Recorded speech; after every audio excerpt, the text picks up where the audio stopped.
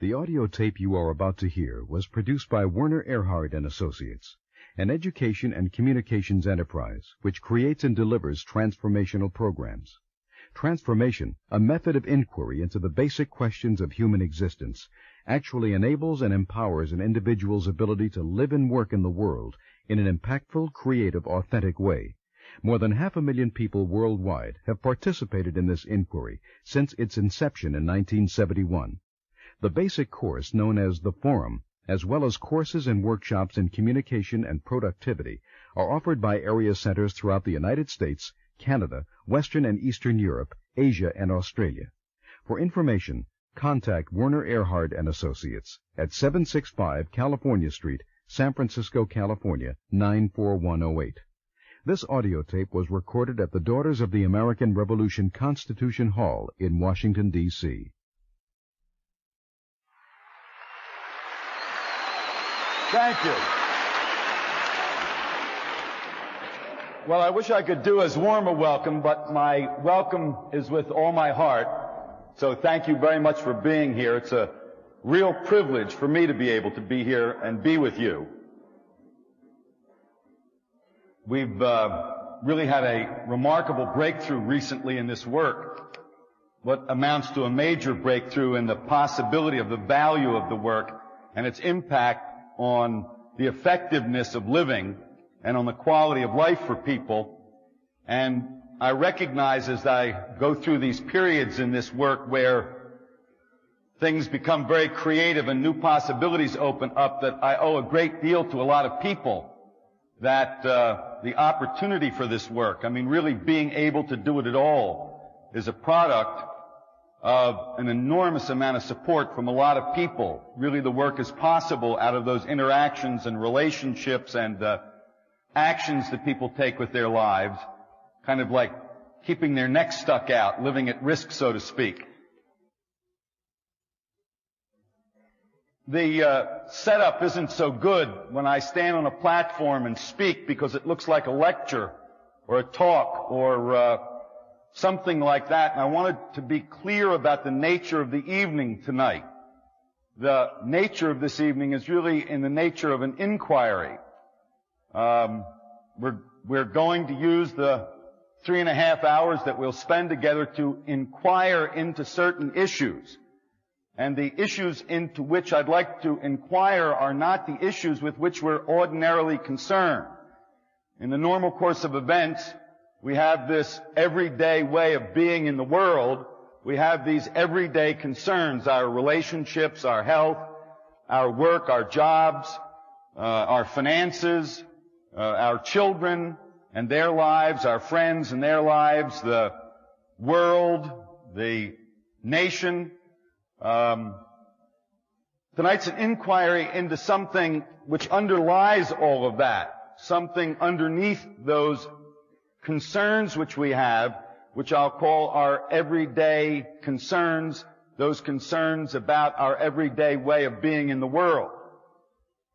And we want to inquire tonight into issues which are literally at the heart of the matter of being human. These are issues with which we're not normally engaged on a everyday basis. Hopefully we've taken some time from time to time to engage in those issues. Maybe we read a book at night about those issues. Maybe we spend a few hours during the week engaged in those issues about what lies at the heart of the matter for human beings. But for the most part, our everyday lives are not about that. And so tonight is going to be a bit of a strain on you, given that I'm going to be asking you to kind of change your pace. The way in which we're engaged with life on an everyday basis, on a daily concerns basis, is not quite the appropriate mode for an inquiry into these issues which lie at the heart of the matter for human beings. We're going to take a look tonight, like a very serious look, like an inquiry, like asking the question, what kind of a being is a human being? We all kind of take it for granted. As a matter of fact, there are those who say that being for human beings is like air to the bird or water to the fish. We kind of take it for granted. We don't give much real thought to it. Not that we don't have opinions about it, and not that we haven't been told something about it, and not that we don't have certain beliefs about it, but we very rarely stop and question, just what kind of a being is a human being. So tonight, that's kind of the general question. What kind of a being is a human being? And I suggest to you that certain things will come up that may be difficult. That this is not an easy inquiry. There are not pat answers to this. And as a matter of fact, some of the answers, some of the honest answers, some of the honest possibilities about that question are somewhat uncomfortable. So in addition to actually having to work tonight, to kind of have to be up on the edge of your seat with these issues, some of it may be a bit uncomfortable. In addition to the question, what kind of a being is a human being, we want to then go on, if we can get someplace engaged in that question, engaged with that issue, we want to go on a bit from there in whatever opens up for us out of that inquiry to inquire into the possibility of being for human beings. We kind of take that one for granted as well. And so those questions may not seem very exciting at first glance, since they don't have anything to do with looking good for the most part. But I'm promising, and I want to be very clear about this promise, that the inquiry tonight and the work tonight is not some esoteric matter that has nothing to do with our everyday way of being in the world, with our everyday concerns. But rather, we're doing this inquiry for its practical value, for the impact that it can have on our everyday being in the world, on our everyday concerns. So we've got a very strange situation. We're going to be dealing with those issues which lie at the heart of the matter for human beings, those fundamental issues about being for human beings. And we're going to engage in this inquiry for a specific purpose, and the purpose is for the impact that it can have on our everyday concerns, on our everyday being in the world. Now, in the beginning, you may not see any relationship between this inquiry and, for instance, your relationships with your children. You may not see any correlation between this inquiry and your concerns at work, or for your concerns in your relationships, or your social concerns, or your concerns for the world. But I'm promising that there is a relationship. These issues that we're going to be addressing tonight are ancient issues. I didn't invent them. And the people with whom I work didn't invent them, nor did you invent them. They've been around for a very, very long time. They're old questions.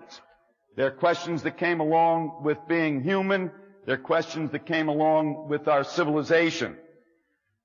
What we did invent, and what we're going to be working with tonight, is a way of getting at these questions. So I want to be clear that while these questions have been gotten at by many different disciplines of humanity, that the method for tonight, the discipline that we'll be using tonight, is one that we invented, and I'll tell you why we invented it and what it's supposed to do. So the questions are ancient, and the method of inquiry, the discipline which we'll be using to get at those questions, is one that we invented for this occasion. The method we call transformation. It's not philosophy, although you'll hear some of the concerns from philosophy in the questions that we're asking tonight. It's not religion or theology, although you'll hear some of the concerns of religion and theology in the questions that we're asking tonight. It's not many other disciplines like sociology or anthropology. So the question about being that we're asking, this engagement with the fundamental questions, the fundamental issues for human beings about their own being. What kind of a being is a human being? What is the possibility of being for human beings? Is not a question that we want to ask in a philosophical domain. We don't want to ask it in the psychological domain.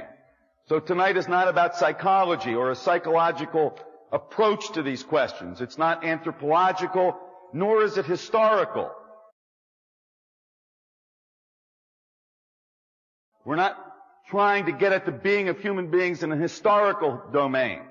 We're not trying to get at our being from the perspective of ourselves as individuals, from ourselves as a collective, from ourselves as society, but rather We want to get at these questions about being in the domain of being. So this is an inquiry into being in the domain of being. Transformation is a discipline for dealing with being in the domain of being, such that it's not designed to produce answers. Now I know that must sound very strange to you, because why ask a question if you're not going to get the answer? It's not designed to produce answers. It's not designed to produce solutions.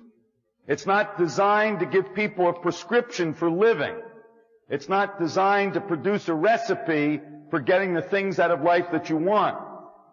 As it says here, the work is not about solutions or answers. It's an inquiry into the nature of being.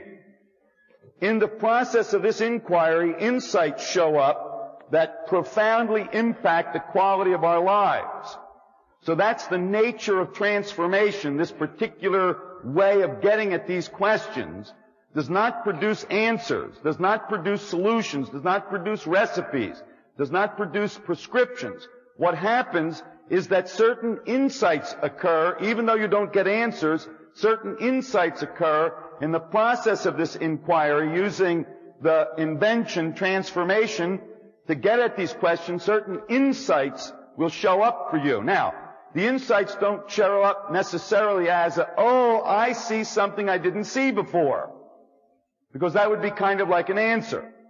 The insights show up rather than like that as actual openings, or a space for being, or a freedom, or an empowerment in your everyday being in the world. So I want to make that very clear. I'm going to repeat it. We're going to be inquiring into these issues that are at the heart of the matter for human beings. The discipline with which we're going to conduct the inquiry, engage in these issues, is a discipline that we call transformation. Transformation is a way of getting at these issues that is not designed to produce answers or solutions or prescriptions or recipes, but rather is a way of getting at these issues such that insights will show up for you in the process of the inquiry, and these insights will be openings or breaking opens, or a certain sense of freedom, or maybe more specifically, a being empowered, not here in the hall in thinking about it, but being empowered in your everyday being in the world, in your everyday concerns. And by empowered, I mean having a sense of freedom, a kind of new opening that was not there before, a sense of empowerment in facing the risk that being alive actually is. The challenge of our work, the challenge of our concerns for society, the challenge of our personal and individual concerns, and the challenge of our concerns like a culture, like a civilization, like a society. So that's the nature of the work tonight. What we're promising is that we're not promising answers. We're not promising a pleasant evening. What we're promising is an inquiry that will show up in your life, in your everyday being in the world, like a breaking open, like a freedom to be, like a possibility for being in your everyday concerns with your everyday concerns. By the way, I want to be clear that I am clear. I know that everybody in the room is successful. So if you thought I was speaking to you because I thought there was something wrong with you, or you weren't successful, or you didn't know how to get along, or you weren't great, or you weren't doing well in life, that's not true. I'm clear that you're very, very successful. I'm also clear that when a person becomes successful, certain opportunities open up in their lives, and they begin to recognize that whatever got them to wherever they are, when they recognize their own success, they recognize that somehow there are concerns and possibilities in life that what brought them to where they are don't match. There's this wonderful quote by Einstein, which I'll paraphrase, in which he says that the thinking that's gotten us to where we are will be insufficient to solve the problems that go along with having gotten to where we are. So that while that thinking that you and I engage in may have gotten us to where we are, we need to recognize to some degree that that very thinking, the one about which we're so proud because it's gotten us to where we are, that very thinking also produces problems which that thinking isn't powerful enough to solve. At any rate, we all are pretty proud of what we know. And we deserve to be proud of what we know. We've accomplished a lot. We've accomplished a lot as individuals. We've accomplished a lot as a society. We've accomplished a lot as a nation. We've accomplished a lot as a race, human being. So, we have this whole section of the world called What I Know. Now, one of the things that's happened to me as I grew up and learned more, at some point things shifted, and the more I learned, that is to say, the more I knew I didn't know. So you probably have a little section of your life, while you've got this important part called What You Know, which you use to accomplish and work on the things that you're working on and accomplishing in life. So you've got this section called I Know. You probably also have a section called I Don't Know. And there's a way of working on what you don't know. And we all know how to do it. You ask questions with the intention of getting accurate answers. And when you're working on what you don't know, if you ask questions in an intelligent way and work on those questions in an intelligent way, you get answers and you expand what you know. And maybe as you expand what you know, what you don't know expands a little bit more as well. You begin to see that there are other things you don't know. Now, tonight is not about what you know, nor, might I add, is it about what I know. This is not about my opinions about the being of human beings. I promise not to give you my opinions. I will keep them to myself. I invite you to keep your opinions to yourself. That is to say, tonight isn't about what you already know, what you've been taught, what you've learned, what you've read, what everybody knows, nor is it even about what you don't know. It's about what you don't know that you don't know.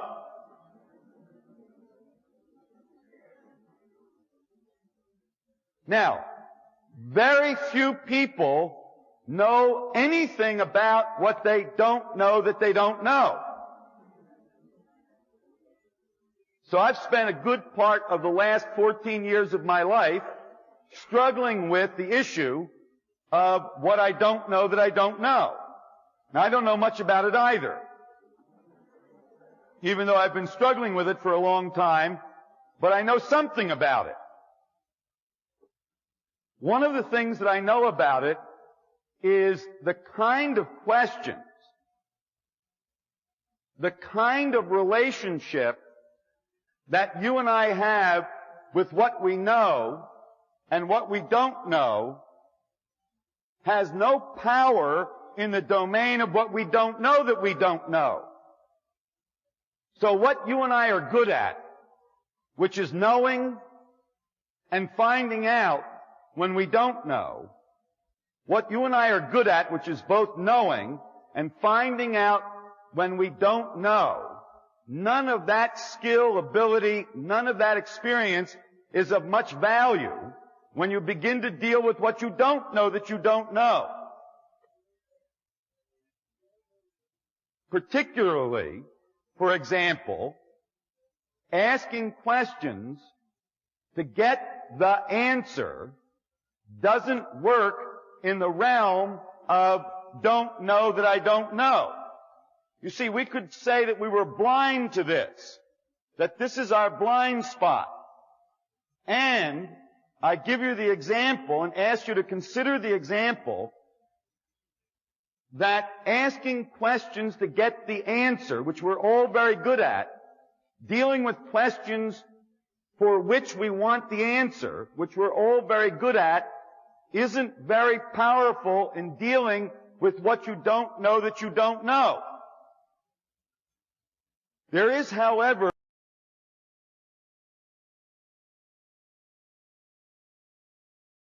a way to be with questions, a way to question, a way to be with the question, which is appropriate to getting at what you don't know that you don't know. It's a kind of question or a questioning which you don't pose in order to get the answer, but which you pose in order to stand inside of like a space and look out from at whatever there is in the world for you to look out to. So, I say, in this realm of not knowing that we don't know, there are ways to surface what we don't know that we don't know. One of the ways to do that is to ask questions that are designed for a purpose other than getting the answer to the question. To ask questions which, rather than providing answers, to ask questions which generate new questions, which new questions actually begin to reveal certain parts of what we don't know that we don't know. So tonight is about that. And I think you'll agree, now that you've heard me speak about it for a few minutes, that that's strange territory for most of us. Mostly, we don't engage in that territory. We don't deal in that territory. So tonight may be difficult on that basis, because we'll be in unfamiliar waters. Not merely uncharted waters. That would be the realm of not knowing, but knowing that we didn't know. Rather, we'll be in waters that may not be like water, that may not act like water. So not only are they uncharted, they're really unknown, and there isn't anything known about not knowing about them. Something like that. At any rate, you get the point. So the questions that we ask tonight, this question, what kind of a being is a human being? What is being for human beings? Is a question not designed to get an answer, not designed to provide a solution, not designed to make you better or give you recipes for living, but rather a question in which to stand, out from which to look at your everyday being in the world, your everyday concerns. So that while the question is a little exotic, when you stand inside the question and look out, you're looking at what you are already very familiar with. You know, what is it? Looking from inside the question, what kind of a being is a human being? What is it that you think? Looking from there, what is it that you think? Looking from there, what is it that you don't think? What is it that you feel? Looking from that space of possibility. Looking from that clearing, from that opening. What is it that you feel? Looking from there, what is it that you don't feel? So it's that realm with which we're going to be dealing tonight. Now I want to talk to you for a minute about my own speaking. I want to be very clear that I'm not asking you to believe anything that I say. In the normal course of events, when someone speaks, we assume that they're asking us to believe what they say. I'm not asking you to believe what I say. I'm not even saying that I believe it.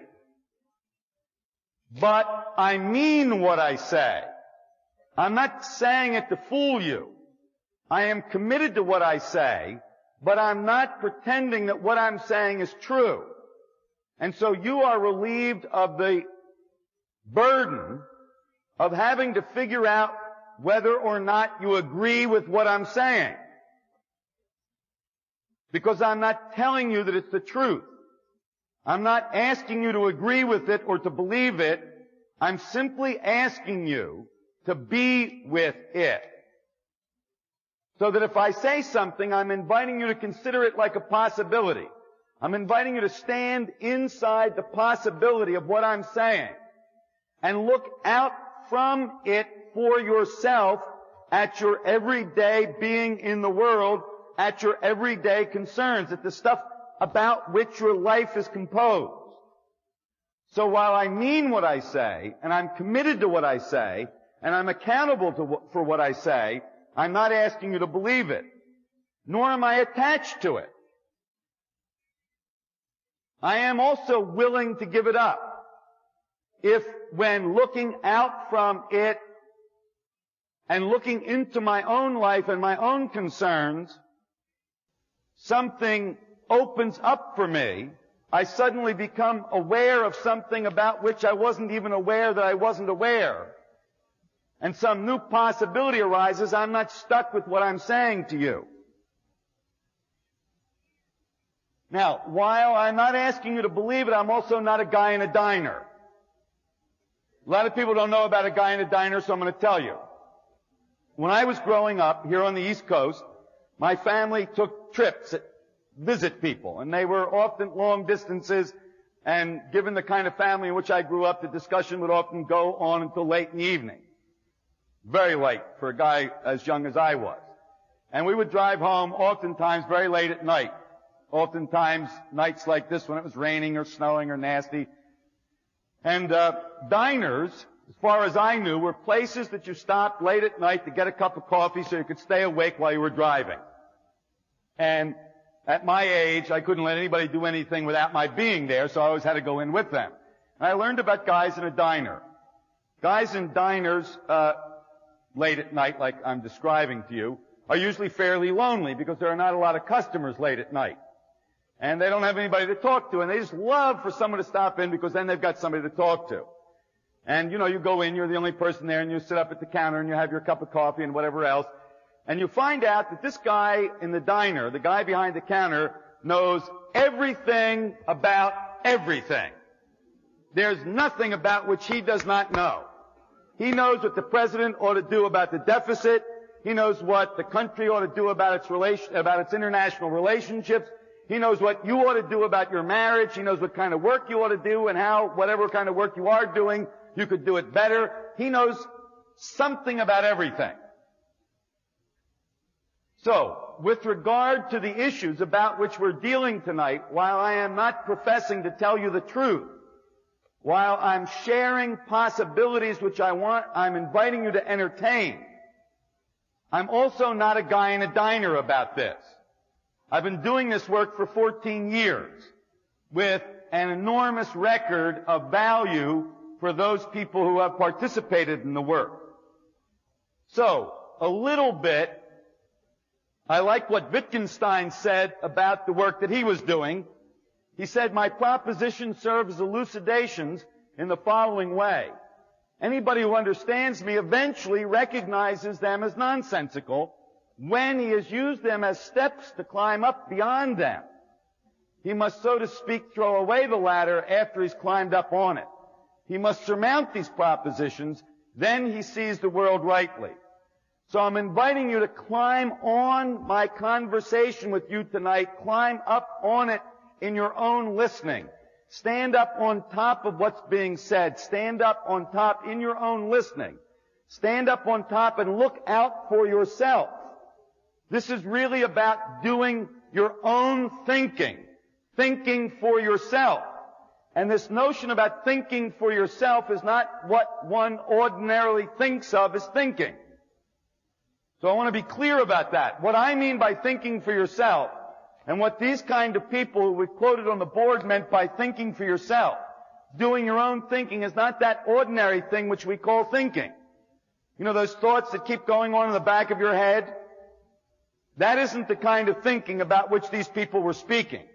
They weren't talking about your opinion, or what comes out of your mouth when you say, I think, or what comes out of your mouth when you say, I feel, nor what comes out of your mouth when you say, I believe. So they weren't talking about that when they were talking about doing our own thinking. They were really talking something like this, about standing up on top of what's being said, climbing up on it, as Wittgenstein says, and looking out at life, at your life, at the world for yourself. Looking for yourself, seeing for yourself. And so, that's why I dare say anything at all. Not because I'm asking you to believe it, but because I'm asking you to climb up on it and look and think for yourself in the way in which we've now just spoken about thinking. I'm also committed to not being a windbag tonight. And that's like not being a guy in a diner. I promised you early not to give you my opinion, not to tell you what I think, what I like, what I don't like, what I want, what I don't want. I want to read you this really wonderful quote from Max Weber. He says, I am under the impression that in 9 out of 10 cases I deal with windbags. Probably hung out with pretty good people if his batting average was that good. But at any rate, he says, I am under the impression that in 9 out of 10 cases I deal with windbags who do not fully realize what they take upon themselves when they speak and when they listen and when they think and when they act and literally when they are. But who intoxicate themselves with romantic sensations. Like, I believe, may be a romantic sensation. My experience has proven, may be a romantic sensation. Everybody knows, may be a romantic sensation. Everybody, all the best people know. I read, may be a romantic sensation. From a human point of view, this is not very interesting to me, nor does it move me profoundly. However, it is immensely moving when a mature person, whether old or young in years, is aware of a responsibility for the consequences of his speaking. See, you and I don't take our speaking very seriously. We have no sense that we are our word. In fact, we pretty much don't trust each other's word anymore. The one way not to get elected is to make promises. Nobody trusts you if you promise.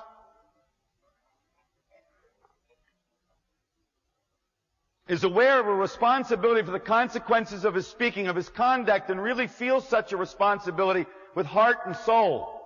He then acts by following the ethic of responsibility. By the way, responsibility doesn't mean here blame or guilt or fault. Something much more profound, something not like you and I ordinarily mean when we say I'm responsible for that. It's talking about something more profound. At any rate, he goes on to say he then acts following the ethic of responsibility, and somewhere he reaches the point where he says, here I stand. You don't hear that very much, do you? You hear, I'm here because. Let me tell you what's right about why I'm here. Let me tell you why I'm here. Let me prove to you that here is the right place. No, he says, and somewhere he reaches the point where he says, here I stand, I can do no other. That is something genuinely human and moving. And every one of us who is not spiritually dead must realize the possibility of finding himself at some time in that position. So tonight is about that position, or rather, again, I want to be clear with you that the work we do in here tonight will be about issues at the heart of the matter for human beings, but the purpose of engaging in those issues, the purpose of the inquiry, is a very practical, hard-headed impact on our everyday concerns. This is not some class in philosophy. This is not a theological discussion, nor, as I said, one about history or anthropology or sociology. No. Its intention is to literally impact, like break open, like empower us in our everyday being in the world. Now, I've used the word power a couple of times, and I want to tell you what I mean by power, because it's a badly understood word. Or at least what I mean by it is often not well understood. So I can take about a half an hour to tell you what I mean by power, or I actually read this quote by Charles Reich, in which he says what I mean in a paragraph. Really annoys me. But in the interest of time and efficiency, I'm going to read you what he said rather than give you my half hour. I think my half hour is a little better, obviously, but I say in a for efficiency's sake. He says, power to me, by the way, this comes from a lecture that he did on power and the law. He says, power means to me pretty much the same thing as freedom. Power is the thing that everybody wants the most they can possibly have of. That is, skiing is power. Sex appeal is power. The ability to make yourself heard by your congressperson is power. Anything that goes out of you, anything that comes out of you and goes out into the world is power. And in addition to that, the ability to be open, to appreciate, to receive love, to respond to others, to listen to music, to understand literature, all of that is power. By power, I mean human faculties exercised to the largest possible degree. So in a way, in a large sense, by power, I mean individual intelligence. Now, when you reach out to another person through the energy or creativity that is in you, and that other person responds, you are exercising power. When you make somebody else do something against their will, to me, that is not power at all. That is force. And force, to me, is the negation of power. So when I talk about this work having a practical, hard-headed impact on our everyday concerns and our ability to deal with those concerns, on our everyday being in the world, and empowering ourselves in our everyday being in the world, that's what I mean by power, like that.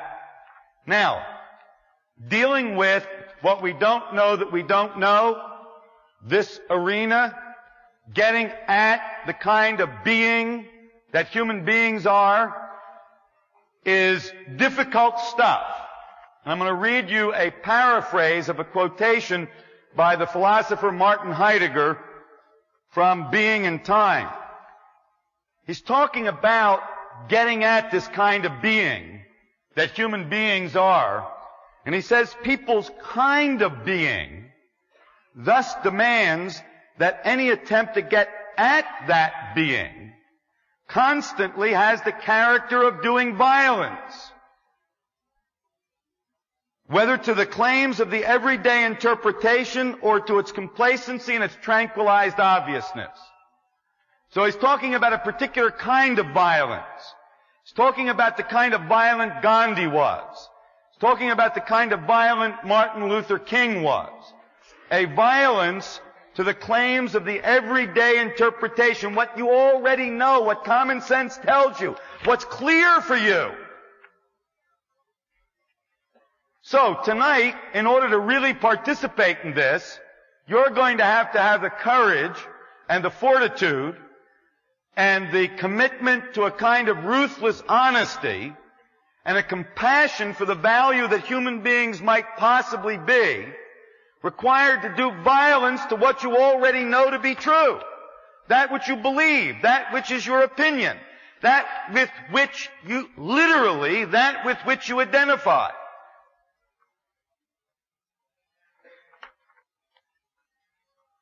That's the kind of work that you need to be willing to do to come to know what you don't know that you don't know. And it's not easy. And it's not comfortable. And tonight is not a show. And if you're here for a show, you're in the wrong place. I'm not entertaining. You probably can tell that already. You see, you and I have been trained to listen for prescriptions, to listen for recipes. We've trained ourselves and been trained by our culture, by the practices of our culture, to listen for solutions and answers. People go any place if it'll make them thinner, sexier, richer, etc. This is not about getting better tonight. It's about freedom and power in our everyday being in the world. We're not here to reduce the risk that life is by getting answers. We're not here to reduce the risk that living is by finding solutions or getting prescriptions or finding the recipe or the answer. We're here, rather, to conduct this inquiry in a special way, in a way that we've developed, in a way that allows people in the process of inquiring for certain break-opens to happen in their everyday way of being in the world. So this is not about following what I'm saying tonight. It's not about following my propositions. It's not even about understanding. Much of this you will not understand. I say that there are questions in life about which you and I are likely never to understand, but the inquiry into which all by itself, if done in a particular way, can produce enormous value in our lives. And I'm inviting you to engage with me in a conversation that happens in my speaking and in your listening.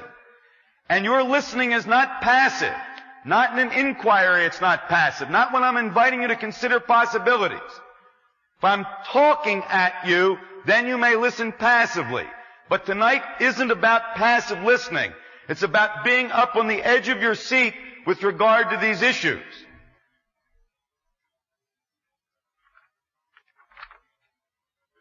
One of the other things I want to be clear about is that we live in a society which is very committed to a psychological interpretation. We are a psychological interpretation. We figure each other out and figure ourselves out in a structure of psychological interpretation, like a set of assessments. We'll be talking more about that, and that will get clearer to you as we go along. And I want to be clear with you tonight that tonight is not about psychology, nor philosophy, nor theology, nor sociology. It's an inquiry into being in the domain of being, in an ontological domain, if you like. We're going to be investigating our own authenticity.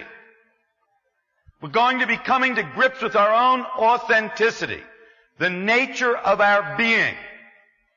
Now, we abhor the notion of being inauthentic. We absolutely abhor it. We live in a society in which the name of the game is look good. And if you'll examine your own actions and your own thoughts and your own feelings from the possibility that I just mentioned to you, stand in the space and look out from that space of possibility that a great deal of what you think and do and feel is shaped by a kind of cultural commitment to looking good. See, it's not that you ever woke up one morning and say, gee, what my life's going to be about is about looking good. No, you showed up in the commitment to looking good. So I want you to be very clear that I have no concern for how you look tonight, nor for how I look, nor do I even have a concern for how human beings look. I have a concern for honesty, like ruthless honesty.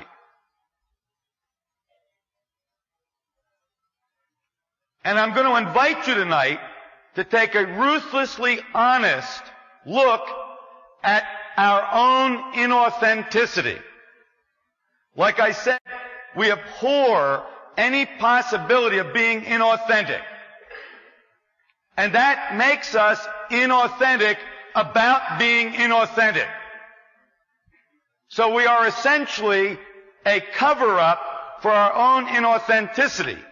That's what prompts Heidegger to talk about the need for violence. The need to break through this inauthenticity about our own inauthenticity. So that maybe what we'll accomplish tonight, the possibility is that at least we can come to some degree of authenticity about our inauthenticity. Now that's going to be very strange for most of the people in this room. Because the first thing you and I want to do when we find out something's wrong is fix it. That's that listening for solutions. That's that listening for getting better. That's that interpretation, that commitment about looking good. So I'm inviting you tonight to hold off on solving the problem of your own inauthenticity. I'm rather inviting you to do an experiment with me to see what can happen in a practical, hard-headed way in terms of empowering yourself in your everyday concerns in your everyday being in the world by being authentic about your own inauthenticity. Engaging in this question, what kind of a being is a human being? I'm inviting you tonight to give yourself permission to be with your own inauthenticity.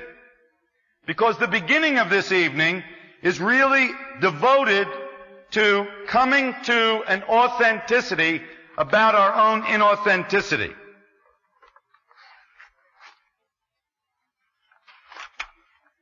I'm asking you to be in the question. To be in the opening the question is.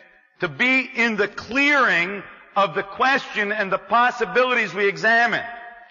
To get beyond what you think or feel, beyond your opinion or belief, and just be in the clearing of the question, looking out, not to validate the question, not to validate the possibility or invalidate it, but looking out from the possibility, looking out from the space, just to see what you see when you're looking from that space at your everyday being in the world, at your everyday concerns. Be with your own life tonight. Be in the space of possibility that the work is looking out at and being with your own life. The way you live. Be with that. Be with what you say. Be with what you think, what you feel, what you do. Be with what you don't do. Be with what you don't say and what you don't think and you don't feel. See, we want to see how does being show up in an everyday way of being in the world for human beings. This is not esoteric or complex. It's simple, truthful look at what's present when you look at your life from the space of certain questions, from the space of certain possibilities. You may be surprised by some of the answers. You may even be dismayed by some of the answers. As a matter of fact, I suggest that you will be. Now, this thing about what everybody knows, see, there was a time when everybody knew that there were witches. There are witches. See, we burn people at the stake because there are witches.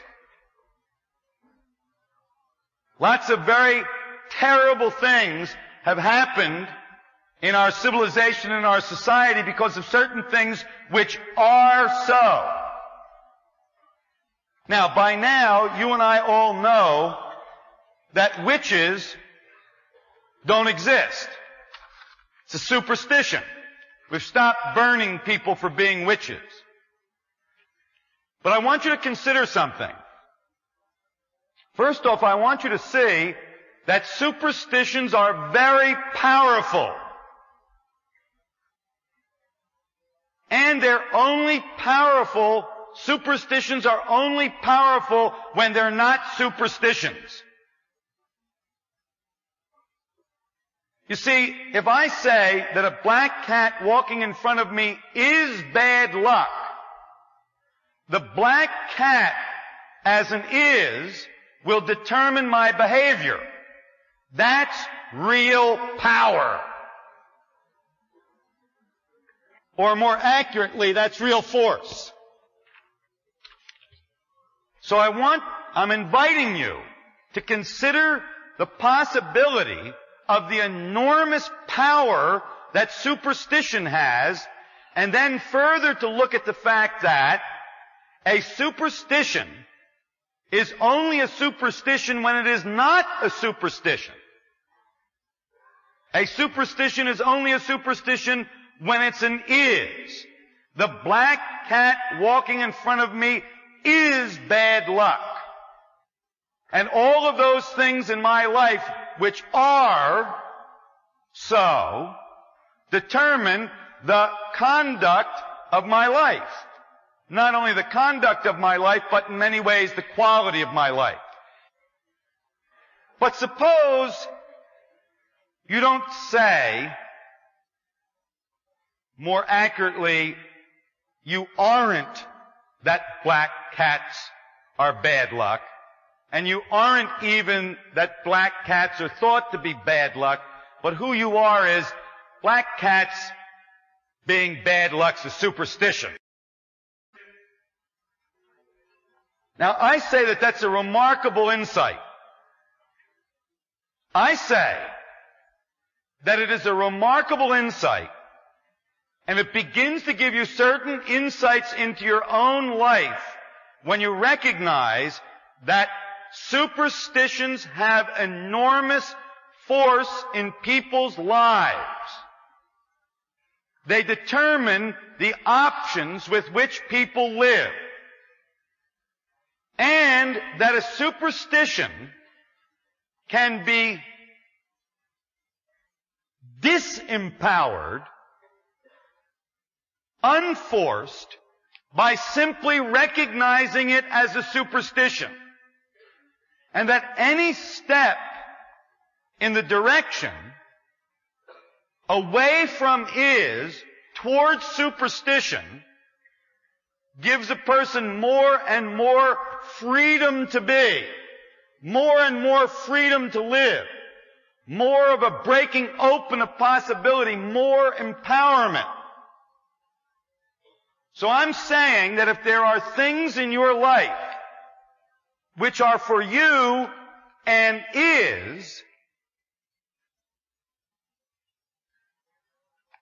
and more likely than not, you are unaware that you are unaware of them, that simply becoming aware of them produces a breaking open in your everyday way of being in the world. Now I'm going to say something. And what I'm going to say, I'm not saying is true. And I am going to say it, and I'm not a guy in a diner. I say that the you that you are, when you say I am, is a superstition. That's a very strange thing to say, but I'm saying it anyhow, and I mean it. And I didn't say it was true. But I'm just inviting you to stick your toe in, and tonight we'll see how far you want to get inside of the I that you're speaking about when you say, I think. You know that I in the phrase I think, the I that points at? I'm suggesting to you that that's a superstition. Now, you don't even think that you're that. You are that you're that. You are that you are the I that's pointed to in the phrase, I think. You are that you are the I which is pointed to in the phrase, I feel. You are. It's not even that you think these things. It's not that you believe them even. You are that you are this. Much deeper, like a real superstition. Like one that isn't even considered. Like one to which you are blind. I say that you are the I pointed at in the phrase, I like, I don't like, I want, I don't want, I think, I feel, I believe. And I say that that's a superstition. And we'll see. Be clear that the interpretation has enormous power. People get burned about interpretation that witches are. Never mind whether they are or not. The interpretation has enormous power. The black cat is bad luck, has enormous force.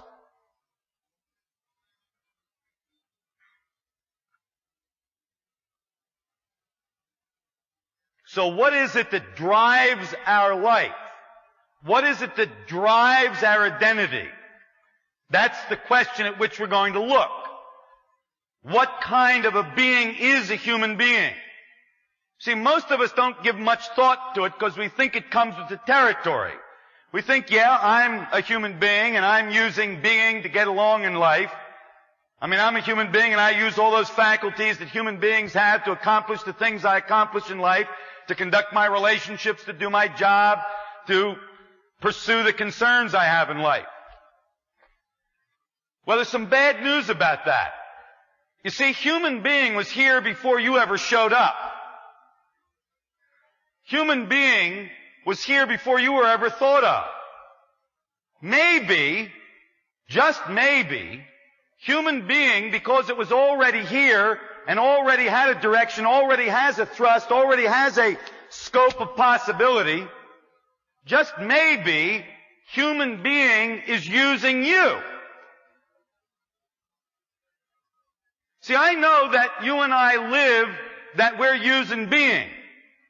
But I'm asking you to consider the possibility that you showed up in human being. And it uses you in its direction and its thrust. You don't use it. It already was when you showed up, and it already had a thrust, a scope, a definition. It already was a certain set of options, and those options are using you. You see, we say in everyday language, I think. I say you don't think. And I want you to consider the possibility that you don't think. I want you to stand in that possibility. You understand what I'm saying? I'm not asking you to agree or disagree. I don't want to know what you think about whether you think or not. I'm inviting you to stand in the possibility that it isn't you thinking. Certainly there are thoughts. That's obvious. There are thoughts. Anybody who's alive and is human knows that there is thinking, that there are thoughts. I'm not asking you to consider the possibility that there aren't thoughts. I'm asking you to consider the possibility that it isn't you thinking.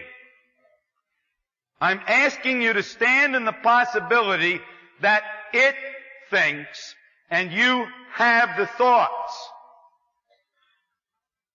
Now, if it's you thinking,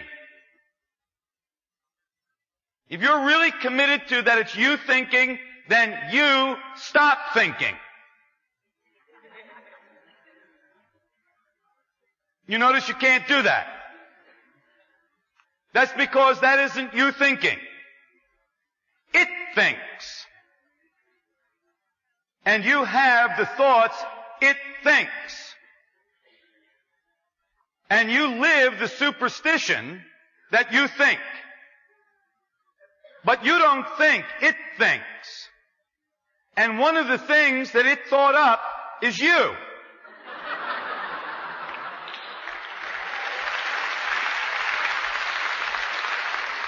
You notice it thinks a lot about you? You are one of its favorite things about which to think. And you are limited, for the most part, to the possibilities which show up in its thinking.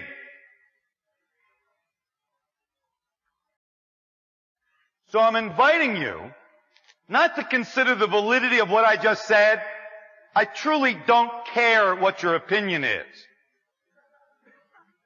Listen, let's get this thing about your opinion handled. Next time it's clear in Washington, go out on the banks of the Potomac, out where the memorials are maybe, and look up at the stars and tell them your opinion and see what they do about it. Tell them what you think. And tell them what you feel. And tell them what you believe. You tell them. And watch them very carefully. See, tell them what you want, and what you don't want, and what you like, and what you don't like. You tell them. And watch their response to your opinion, to what you want, what you think, and what you like, what you don't like, what you believe, and what you feel. Watch their response. And do that until you've gotten yourself clear about the enormous indifference with which the universe holds your opinion.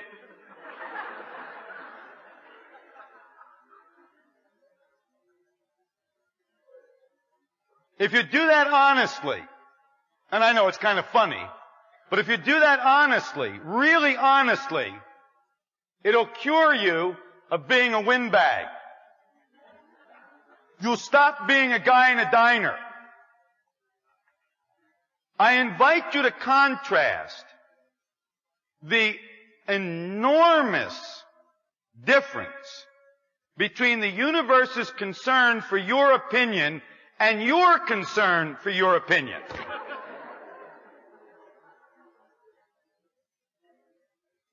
There might be some power to get on the side of the universe in this matter of your opinion.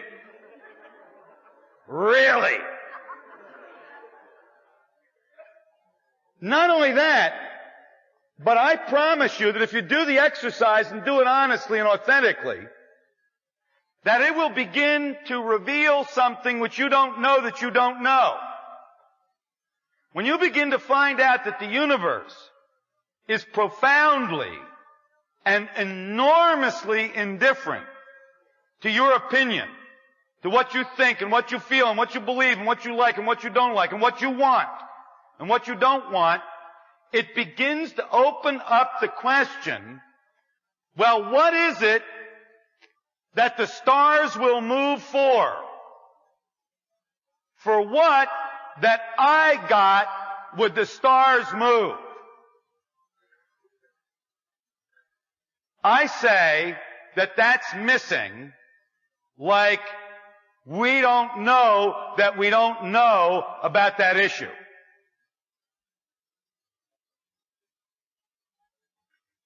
Not only that, it isn't you thinking anyhow. It's it thinking. And it thinks these thoughts, which you have. And you identify yourself as it. See, human beings are strange kind of beings. I have a dog, really wonderful dog, very big dog. So he's easy to study. And I have studied him at some length. And I see that he's very much like a human being in some ways. That is to say, he's got concerns. Like human beings have concerns, he's got concerns.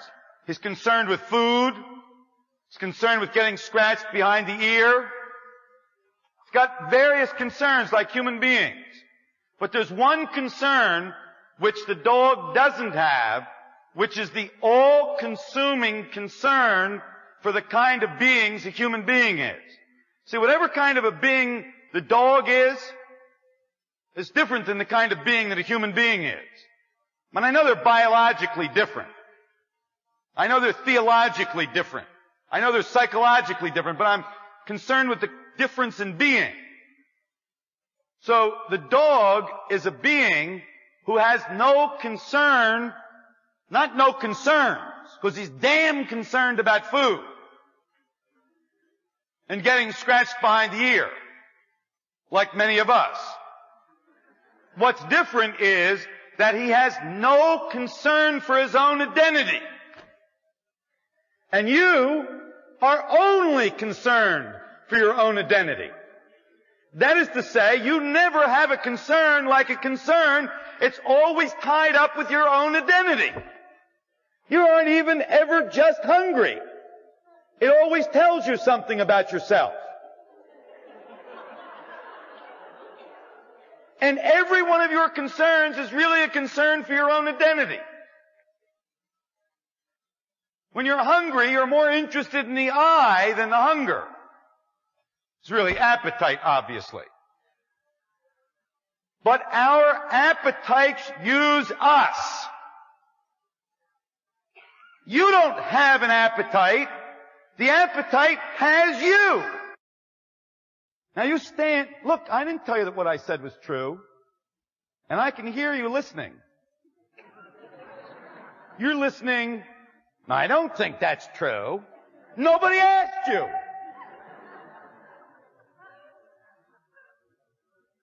I'm inviting you to stand in the possibility, like a space, like an opening, like a clearing. Stand in the possibility that you don't have an appetite. Your appetite has you.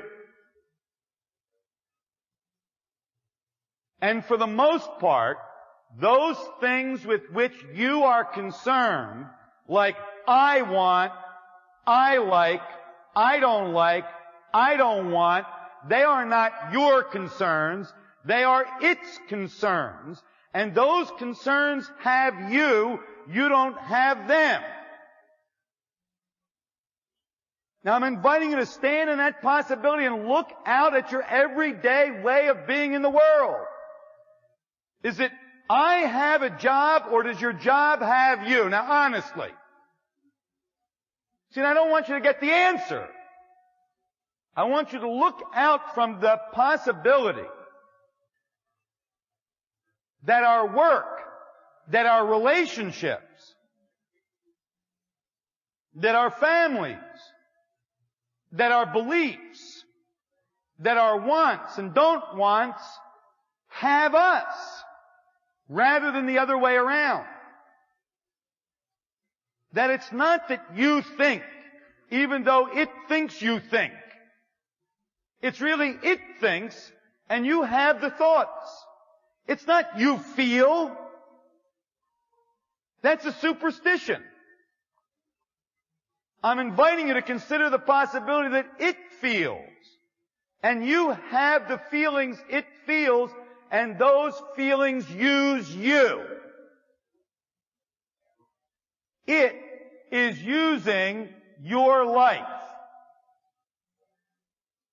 I didn't say that was true. So stop trying to figure out whether you agree. I'm inviting you to stand in the possibility that the being of human beings was here before you were ever thought of. It is an already set of options that lives in our languaging, in our culture, in our practice. The being of human beings lives in our languaging, our culture, our practices. It's an already set of options. There is no possibilities. Just a set of options. Yeah, my options will look different than your selection of the options. Your path through the options. And I may have something to do with which option I take. Because this being of human beings that is using us is an already set of options. And it is using your life for what? And I don't care what you think the answer is. I'm asking you to stand in the question. Within this larger question, what kind of a being is a human being? I'm asking you to stand in the larger question, it is using your life for what? Now you notice what you think and all your opinions. You notice that it will all come up for you.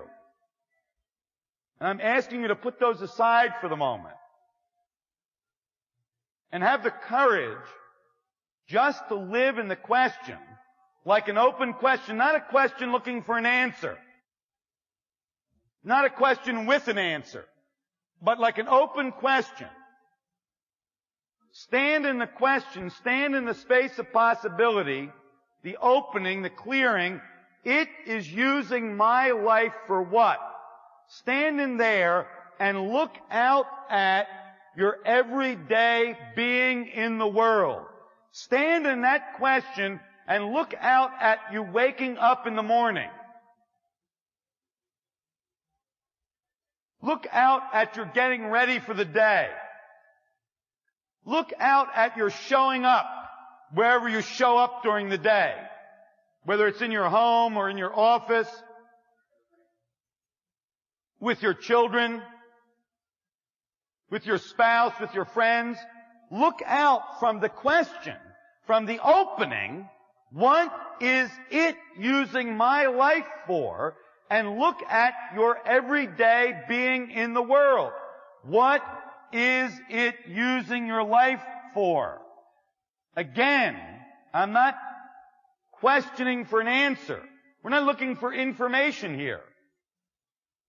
I'm inviting you to see what shows up like a breaking open, like a certain freedom for being, like a possibility, like an empowerment in your everyday being in the world, standing in the possibility and the clearing that these questions are, looking out at your everyday concerns, at your everyday being in the world. What is it using your life for in your relationships? Now you see, it's interesting. If you're doing this, if you're doing the work, the cheap answers don't work, do they? See, if you stand inside the question, what is it using my life for, and look into your relationships, it ain't using your life for love.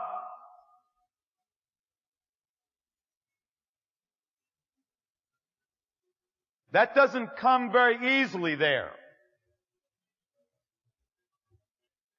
You notice that the pat answers, that the what you and I already know, and even what we know that we don't know, aren't very useful when you look from certain possibilities.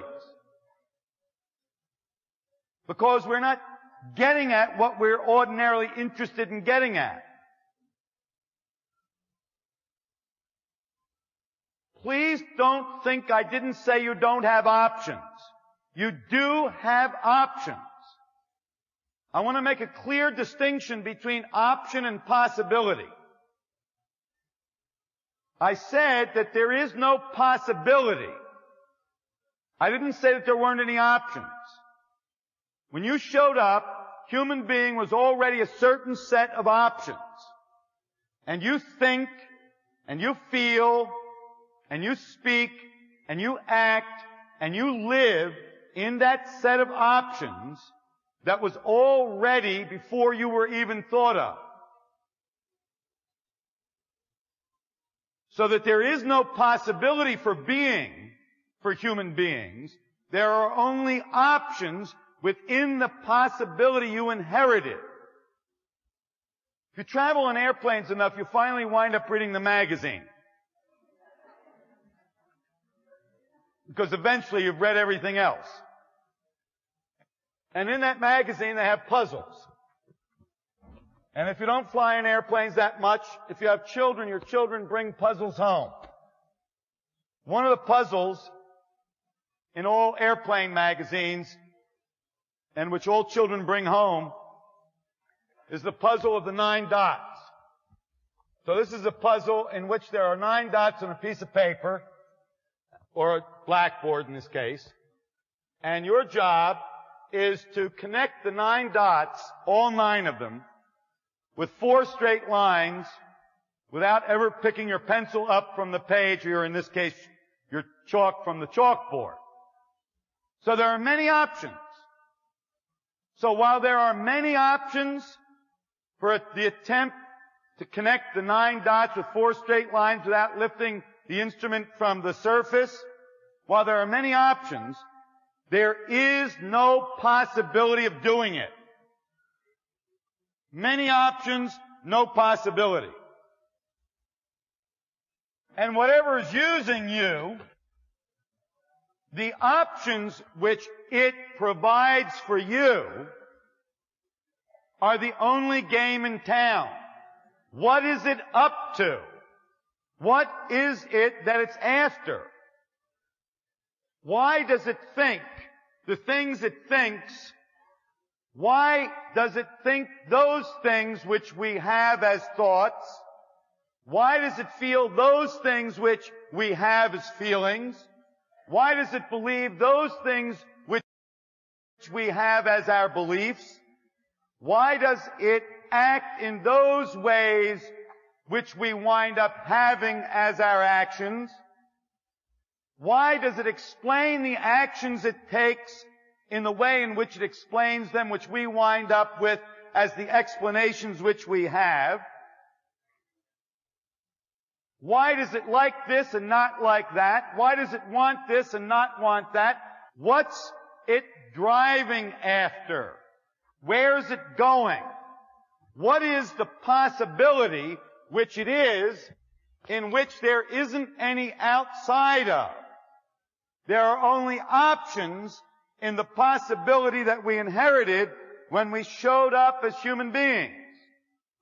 What is it that all of the options add up to? See, it's one possibility with many options. One possibility is no possibility. There aren't any other possibilities than the one. There is no possibility. There are only options. Now, if you stand inside that possibility that I've just shared with you, that there are no possibilities, there are only options, you will begin to see into the way we behave and why we behave like that. You'll begin to see why many of the problems of this age have been around since the beginning of humankind. Yes, we've got new options, but there are no new possibilities. There are no possibilities. There are only options. If you take the board as the scope of the possibility of being for human beings, and you understand that that being has a commitment, a thrust, that it's constructed in a way so as to, and wonder about what it's constructed in a way so as to what? You'll begin to see that while there are many places on the board that I can take the chalk, many options, I can only be on the board. What is it? What is that board you showed up in? You see, I say that the quality of our lives, that our effectiveness with our daily concerns, our power as we are in the world on an everyday basis is determined not by that to which we're paying attention, namely the circumstances, but is determined by the box in which the circumstances come. I say, and I'm asking you to consider like a possibility, not decide with whether you agree. I say that the circumstances of a person's life don't determine the quality of that person's life. I say that the box that the circumstances come in has more power in terms of impact on a person's life than the circumstances themselves. I say that there's not much power in what you think. And if that's still hard for you to get like a possibility, again, I invite you out to the banks of the river about 3 or 4 in the morning on a clear night, so you can see the indifference which the universe has for what you think. I say the box in which you think, that set of options which has you and determines what you may think, often even what you will think, I say that there's more power in that. For instance, for example, as evidence for my assertion, I know people whose circumstances are horrible, people with terminal illnesses, who know that they're about to die, whose lives have more quality, more aliveness, whose lives are richer, who are themselves more alive than people who can pass a physical at the doctor's. They've got more vitality, more aliveness than so-called healthy people. I know lots of intelligent, well-educated people, far more intelligent than others with whom I can contrast, far more educated, whose intelligence and education comes in a package of options such that they are less effective in the world than less intelligent, less well-educated people. I say that the circumstances of your life have less to do with your effectiveness in life, less to do with your aliveness, less to do with your having an impact on life, less to do with the quality of your life than the set of options within which those circumstances show up.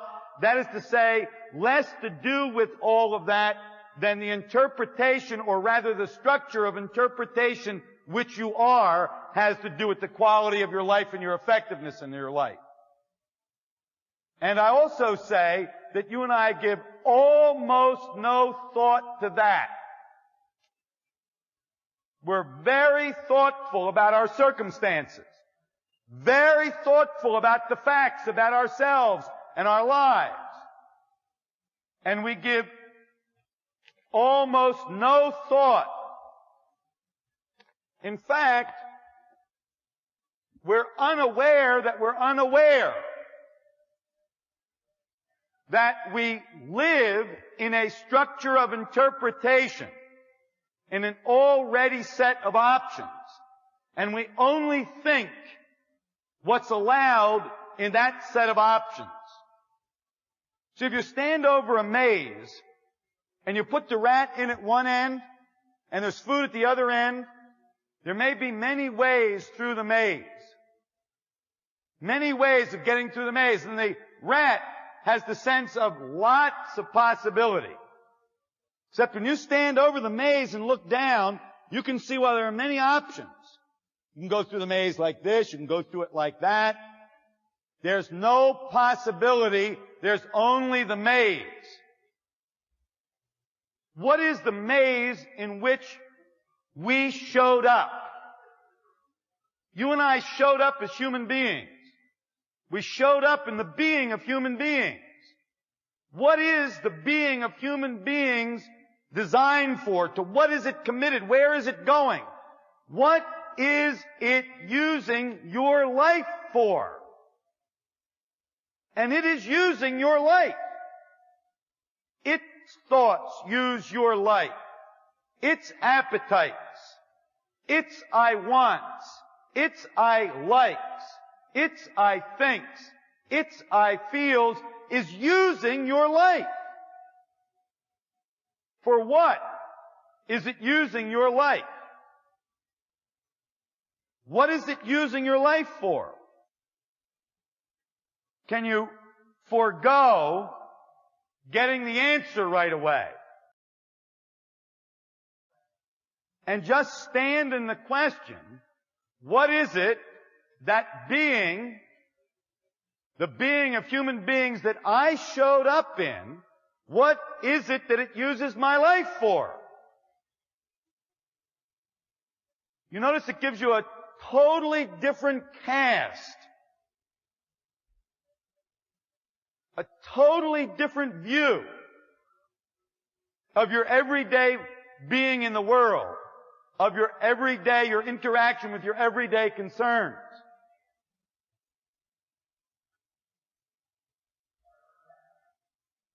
So, I want to suggest a possibility, something for you to try out like a possibility, that the 9 dots of being for human beings, the options, or really the set of all of the options for human beings, what each of those options lives inside of like a set,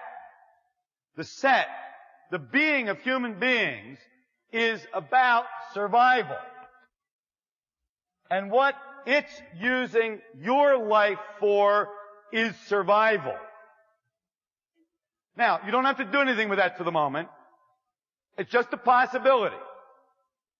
I want to take a look at another possibility, and then I want to put the two of them together. When you are that you are the identity I pointed at in the phrase I think. When you are that you are it. The I pointed to in the phrase I feel, I want, I like, I don't like. When you are that. Not when you think you are that, not when you believe you are that, because it doesn't make any difference what you think or believe. Remember the stars? They don't move for that. But when you are that you are, the identity I, when you are that you are that, and you couple that with what it's up to, you get a very powerful look into how this, what it's up to, is translated into our everyday way of being in the world, into our everyday engagement with our everyday concerns. What it's concerned with, once you are that you are it, once you are that you are the I in the pointed at in the phrase I think, I feel, I like, I don't like, then what it's up to is making you right, it, I, right, and making anything else, by contrast, wrong. What using your life is using your life to make that which you are, that you are, namely the identity I.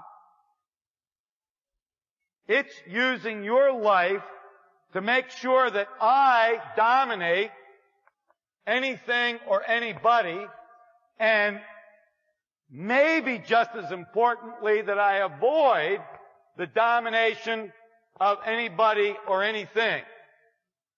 It's using my life. It's using up my life to make sure that I win, that I avoid losing. It's using my feelings, my thoughts, my likes, my dislikes. It's using all of that to justify it and to invalidate anything which isn't it. So that's what it's using your life for. Now I'm inviting you to stand in that possibility. I didn't say that it was true. I'm not asking you to believe it. I'm asking you to stand in the possibility that that is what it uses your life for. To stand in the possibility that the being, that set of options in which you showed up, is using your life, given that you have identified yourself as your identity, the I in the phrase I think, that it's using your life to make you right and others wrong, to dominate and avoid the domination of anything or anybody, to win, to avoid losing, to justify it, and to validate anything that isn't it. Now that's nasty medicine, isn't it? I said that tonight was about coming to grips with our own inauthenticity. To at least be somewhat authentic about our own inauthenticity. Now that's nasty news. And I know that the first thing that you will do when you hear about that is to attempt to avoid the domination of that possibility. That's it. At work. the thoughts that you just had, that couldn't be true. All those thoughts about yes, but, how about, and what if, that's it at work. See, lots of people spend their whole lives attempting to avoid the domination of the ruthless rules of reality. They're called seekers. They seek to get out of this trap of survival. They want to be free of this trap of survival. The problem is that the attempt to get out of the trap is the trap. You see, to attempt to avoid the domination of it is being dominated by it. See, I know that when we have this kind of a discussion, people on the way home, they'll be driving home, they'll be talking about what happened tonight. And in the conversation, you all of a sudden notice you're trying to be right. Oh my God, I'm trying to be right. And then the first thing you'll do when you notice that you were trying to be right is you'll try to stop being right in order to be right about not being right. See, I know that no matter how many times I say at the beginning of the evening about giving up,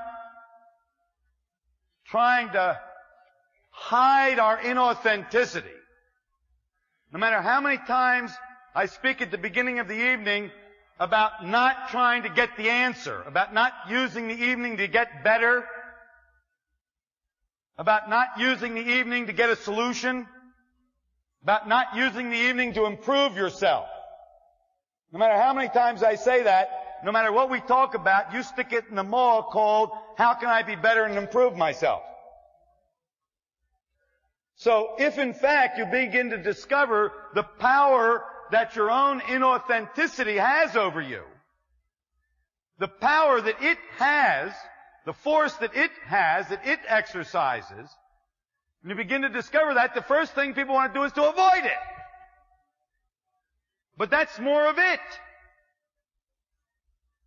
No, you will, if you were working tonight, begin to notice when standing in this possibility that your life is being used by it, and what it's using your life for is to make that which you've identified yourself as right,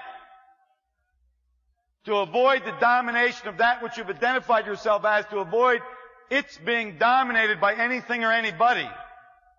When you stand in that possibility, you'll have some very deep insights into life and into your own life.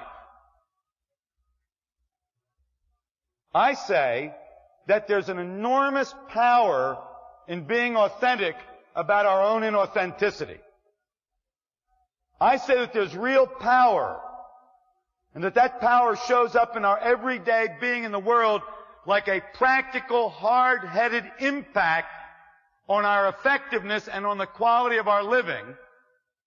I say that there's that kind of an impact for those people who will live with the possibility. I didn't say believe that it was true.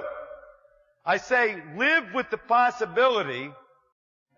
Look, the thing I want to give you an opportunity to consider is what happens when you cover up, when one covers up the way one is. What happens to us when we cover up the way we are? When we're unwilling to consider or be with our own inauthenticity, when we cover up our inauthenticity, when we cover up this kind of being used, this, what our lives are being used for. I want to give you an opportunity to consider what happens. And I want to give you an opportunity to consider it deeply and profoundly.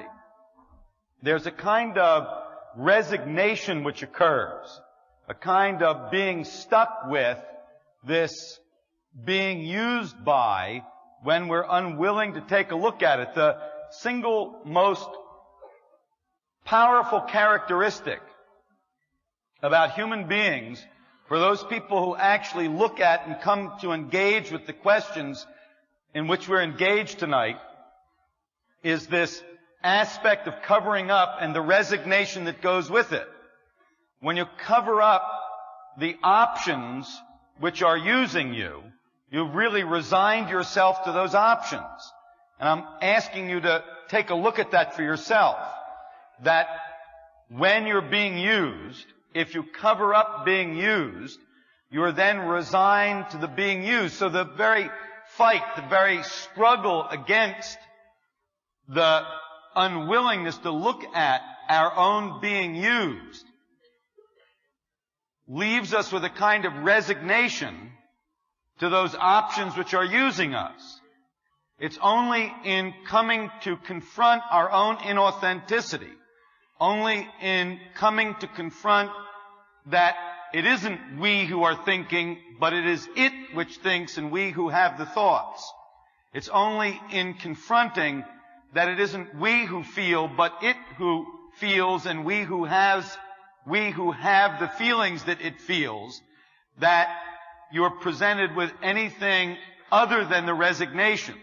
So there's a very strange thing going on in the interaction between us and what we're considering here. In one way, we're being invited to consider that we live in this trap of the being in which we showed up as being.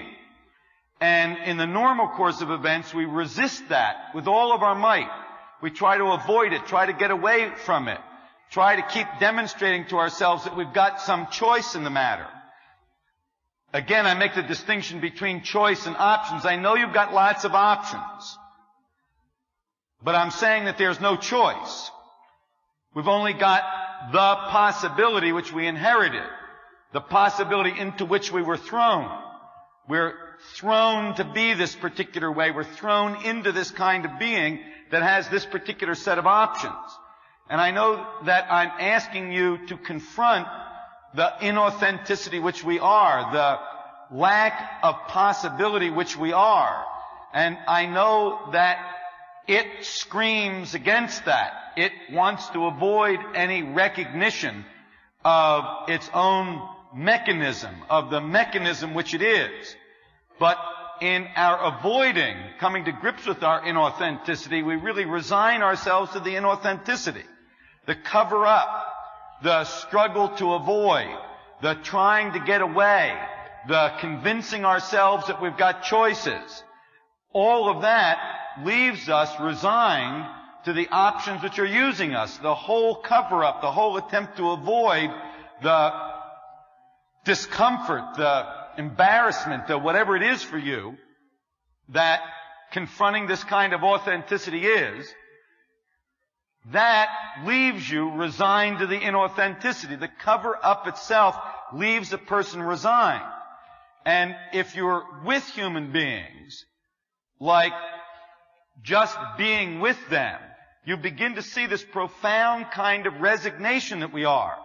If you stand in the possibility of this resignation to these options which are using us, that we cover up with our franticness, with our attempts to look good, with all those ways in which we cover up, you'll begin to see this deep resignation, this kind of mood of resignation which people are. And look, I want you to understand exactly what I mean by a mood of resignation. I mean that environment of being into which you wake up in the morning. I don't mean something like what you see in a mental institution. I mean that environment of being into which you and I wake up in the morning.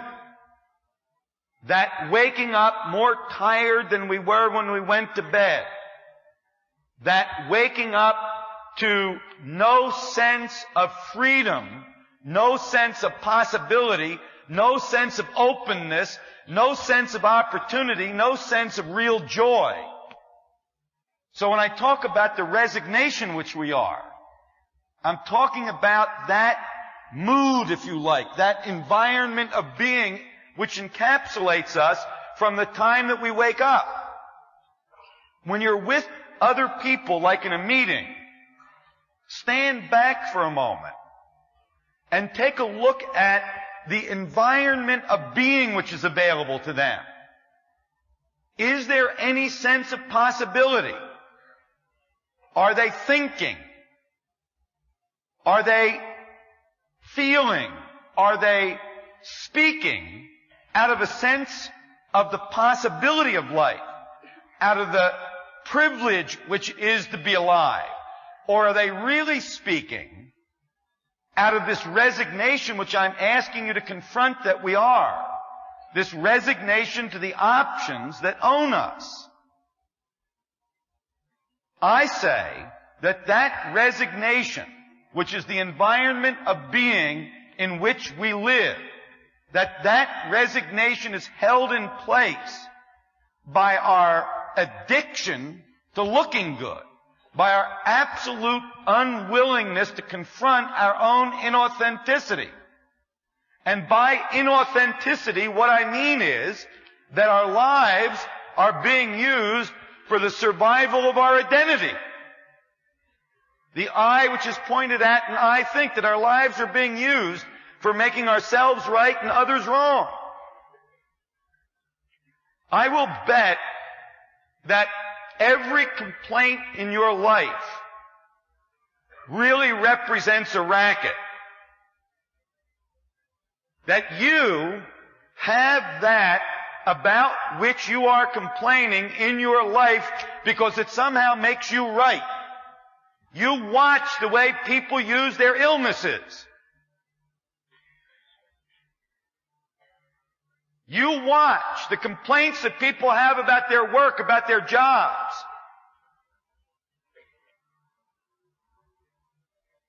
Most people's complaints about their work, about their jobs are a racket which enables them to avoid the domination of their job like an opportunity. See, if your job showed up like an opportunity, like the possibility of making a difference, like the possibility of making a contribution, if your job showed up like a space of freedom in which to express everything that you had, everything that you were, then you'd have to be responsible for the opportunity your job is. But as long as you can say they and it and the boss and the circumstances of your job and they don't listen, I say that that's a racket. And I'm inviting you to take a look at your complaints like a racket. The complaints about our work for the most part help us to avoid the domination, help us to avoid the responsibility of the opportunity which our work is. You know, I know in your relationship you're saving something. You don't give everything you got. You're saving a little bit. Because someday, the guy's going to come on the white horse. And when the guy comes on the white horse, then you're going to give everything.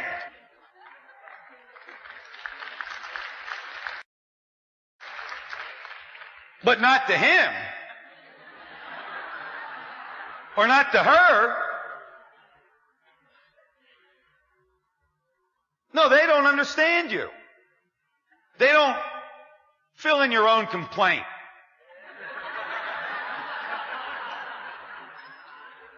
But I say that lets you off the hook. That helps you to avoid the domination of the responsibility of holding your relationship as an opportunity to express yourself fully and totally. See, if only she fill in the blank, that's your racket. And when we get authentic about the kind of beings we are, the kind of beings that we see ourselves to be when we want to be authentic about it, is a racketeer. And the racket is whatever it is you're complaining about. You're too old. Being old's a racket. I had the privilege of a very close relationship with a man who was 84 when I was working with him. Bucky Fuller was anything but an old man at 84. Yes, he had certain constraints that his body's age put on his actions, but they did not show up like a racket for Bucky.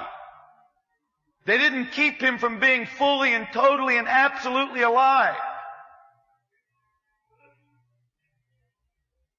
So I'm inviting you to stand in the possibility that if you want to be authentic about yourself and take an honest look, what you're going to see is a racketeer.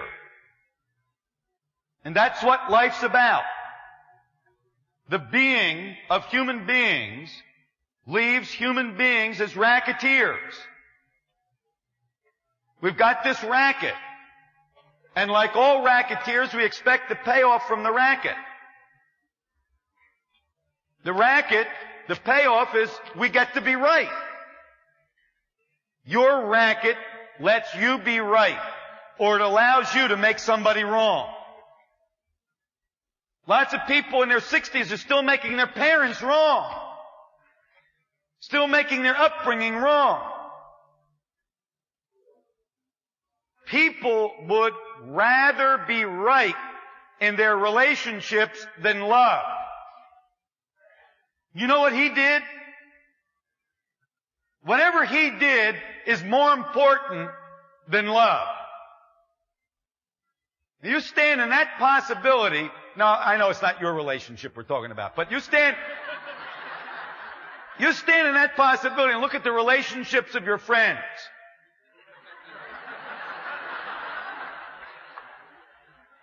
And you see, looking out from the possibility that you would exchange being right about what he did or she did. You would exchange that for love. Or they would. Your friends.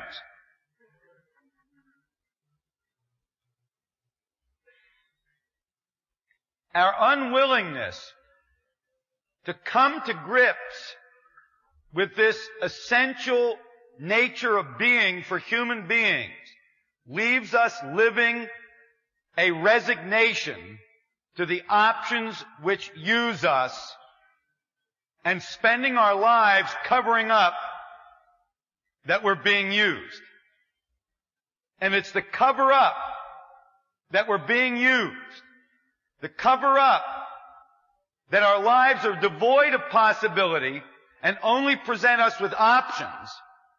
It's the covering up which ensures that we'll be stuck in the resignation to those options. I know this isn't pretty what I'm telling you. And I know that if you're like most people, you're sitting there figuring out a way that it's not true about you. Or at least it's not always true about you. Life is a racket. And you and I are racketeers. And if you can get beyond the horror of that, to just be with the is of it, I say that there's power in that, and you have to see whether what I say turns out to be so.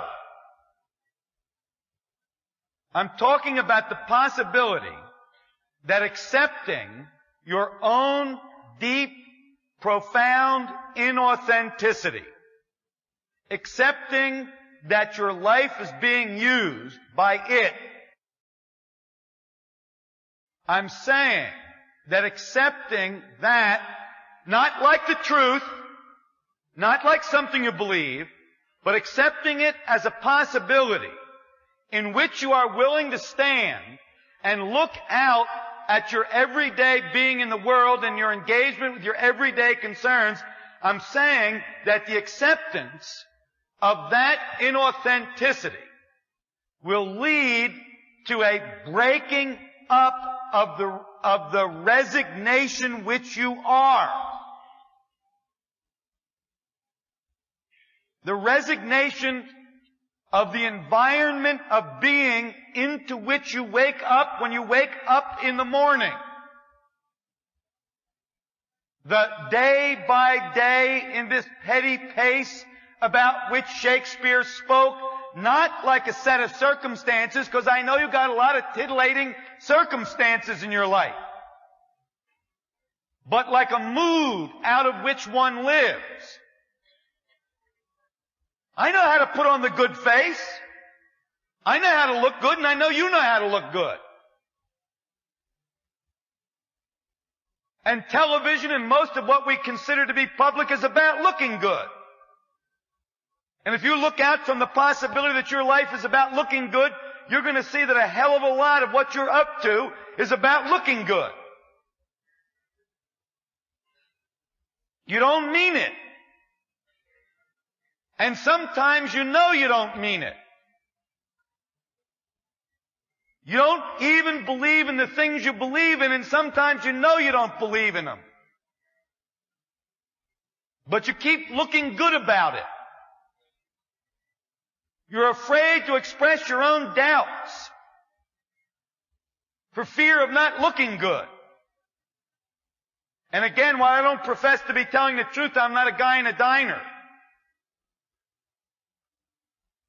So I'm inviting you to look out from the possibility that you are a racketeer, that your relationships, that your work, your job, the things in your life are really about getting these payoffs. And the best place to look is those things about which you're complaining in life. I don't like. I don't want. You see, you and I are willing to sacrifice the quality of our life for these payoffs. Like I said, in our relationships, we're willing to sacrifice love. I mean, the real presence of love. Like, maybe you can remember, we're willing to sacrifice that for being right and making the other person wrong. We're willing to sacrifice that to dominate the other person, to manipulate them, to get them to be the way we want them to be, and to avoid any manipulation or domination from them. We're willing to sacrifice love in order to win, to avoid loss. We're willing to sacrifice love in order to justify ourselves. If any inkling of an opening for generosity shows up in the relationship, we close it down very quickly in order to keep ourselves justified in the position that we're in.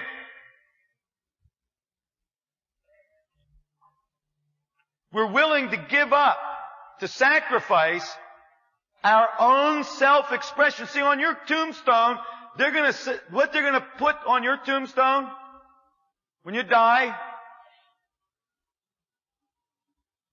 something was left. And we don't know what it is, or was. See, they ain't gonna put on your tombstone, used up. Because you ain't gonna get used up.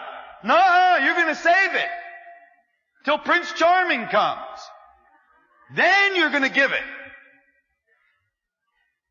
But not now. Not here. Not for this. Not for what you got. Most people are going to go to their grave with the sense that there was something in them that never got expressed. That there was something there, something of real value, something that could make a difference, something that could have been a contribution, that just never got expressed, and most of us are going to go to our grave like that. Because you see, we're willing to sacrifice being used. I don't mean being used like I was speaking about before. I mean being used by being used, I mean using ourselves. Most of us are willing to sacrifice our own full self-expression for the avoidance of responsibility. To avoid the domination of taking on life like an opportunity. Most people are happy to give up their happiness. People don't have any problem sacrificing their happiness, not as long as they can be right. See, I say any place in your life where you are unhappy, I'll bet that right there you're being right. Or making somebody or something else wrong. You've exchanged your own happiness for being right or making somebody or something else wrong. Okay. It isn't you anyhow, it's it. You just along for the ride. You're just being used. What I'm asking you to do is to start to be in the place The possibility, looking out at your life, being in that possibility, looking out at your own life. To see that that's what it is using your life for. That it's willing to sacrifice love, vitality, happiness, and self-expression. See, I know you want to be happy. You aren't, but you want to be. Now let's share one little tip with you. I told you I don't give tips. I said I don't have answers or solutions or prescriptions. Here's one little tip. You aren't ever gonna get happy. Ever. I promise. You aren't ever gonna get... I know you know all the fairy tales and the stories. And I know you intoxicate yourself with romantic sensations that someday you're gonna be happy. As soon as X, then you're gonna be happy. I promise you will never get happy. That's a promise. The pursuit of happiness is the only guarantee against it. By accident, almost anything else might leave you happy. But the pursuit of happiness is an absolute, sure guarantee against happiness. So I can very comfortably promise you that you're never going to get happy.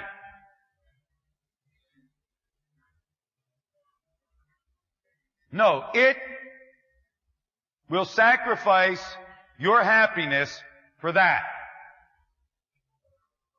And you will cover up that that is what is happening. You will cover it up from yourself, and you'll cover it up from others. And that cover-up will ensure that you live in an environment of resignation to the options which are using you.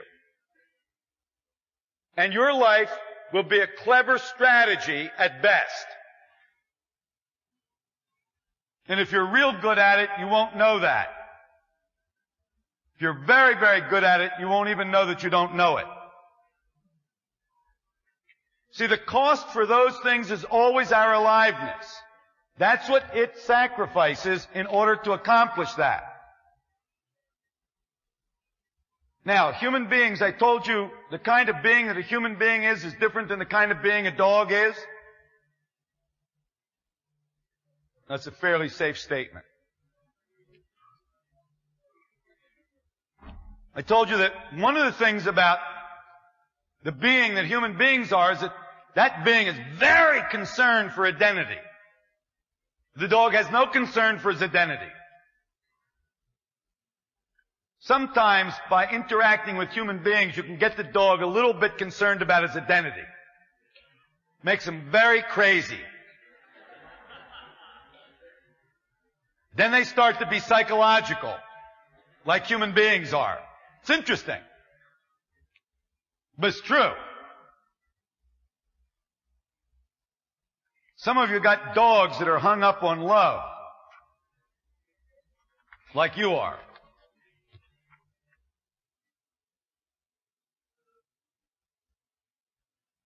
Well, the other aspect of being for human beings is this aspect of making up meaning. It's kind of like, you know, a thunderstorm. If there's a thunderstorm, thunderstorms are very unpredictable.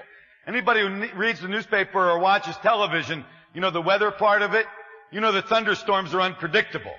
I mean, they can do a certain amount of predicting like you can about human beings, but for the most part, thunderstorms are unpredictable like human beings are. It's a certain range in which you can predict, but then they somehow turn out to be somewhat unpredictable. Well, thunderstorms and human beings are very much alike. Except for one thing. Thunderstorms don't talk. And human beings talk. And what they talk when they talk about the thunderstorm which they are, is they talk meaning. See, it's kind of like a thunderstorm. When there's a thunderstorm and you say, the thunderstorm is evil. The thunderstorm is up to no good. No, the thunderstorm is watering the little plants. Ah. Isn't that sweet? The thunderstorm is watering the little plants so that spring can come again and life can be renewed. If you stand back from yourself far enough, you'll see that you are very much like a thunderstorm. You're a mechanism very much like a thunderstorm. It's true that you're not very predictable except within certain limits, like a thunderstorm is predictable within certain limits, but not totally predictable. But you're a thunderstorm with a mouth.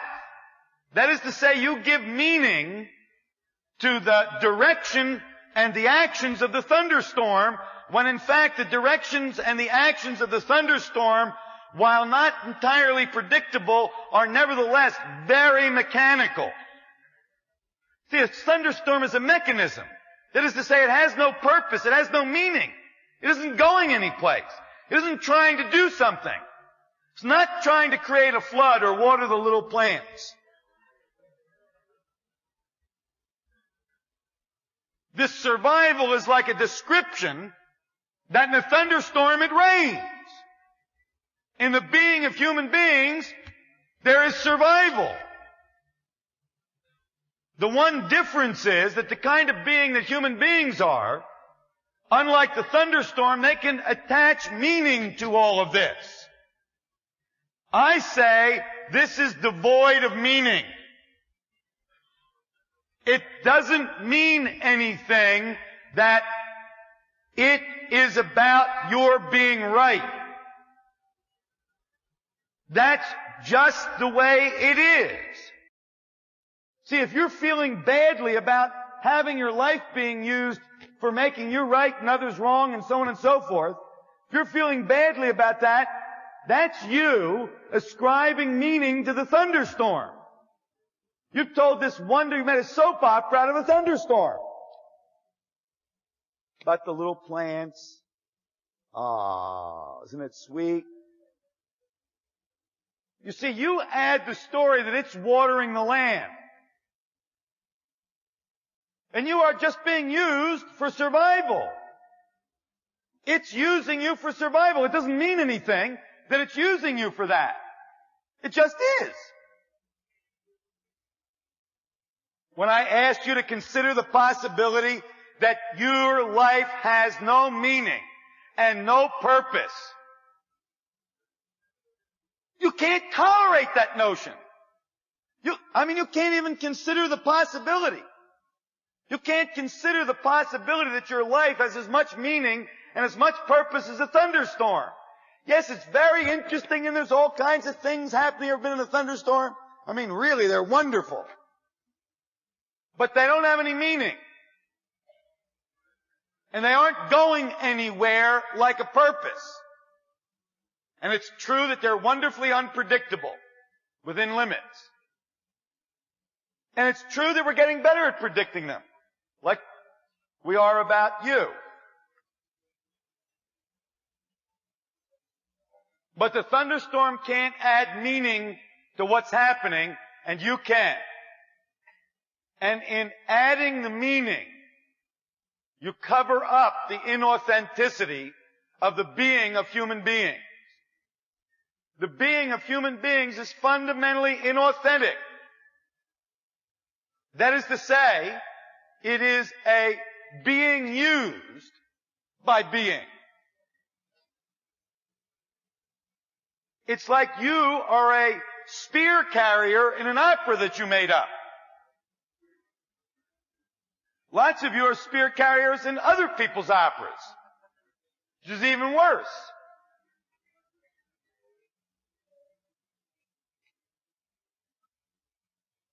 The being of human beings is a mechanism, the end of which, the purpose or design function of which is survival. See, now you can't hear it because you know it's going to work out. You're just sure it's going to work out. It isn't going to work out. Really, it is not going to work out. This is all there is. This what you got is what there is. Never mind the fairy tales. This is it. It is not going to work out because it has already worked out. This is the way it worked out. If you don't like that, too bad.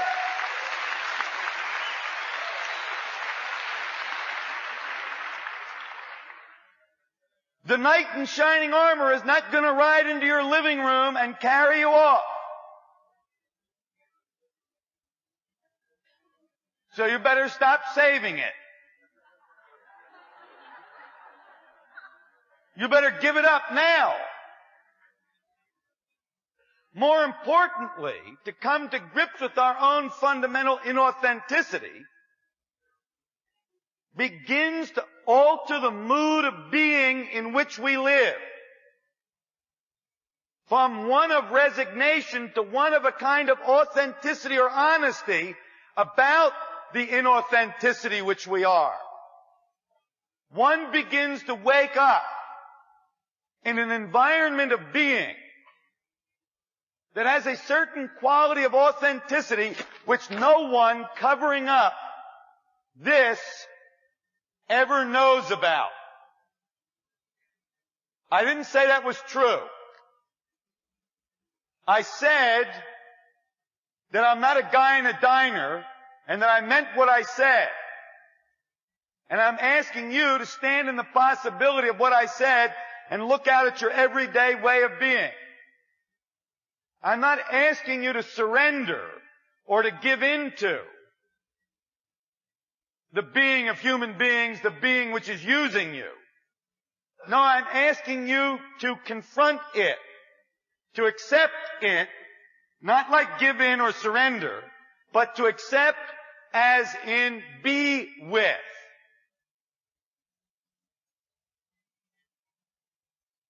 All that noise in your life, all that chatter in the back of your head, all that evaluation and judgment and assessment, the whole story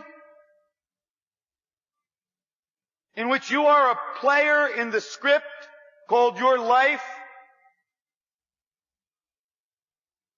I'm asking you to consider the fundamental inauthenticity of that. That is really very much like a thunderstorm, to which you and I have added this great fantasy, this great story, this great soap opera. Maybe it doesn't mean anything when you're sad. Maybe you're just sad. Maybe it doesn't mean anything more than it means when it rains hard outside. Oh, I know, you think it's out to get you. Really, you do. You don't even complain about it. It's like kicking in your windshield when you have a flat.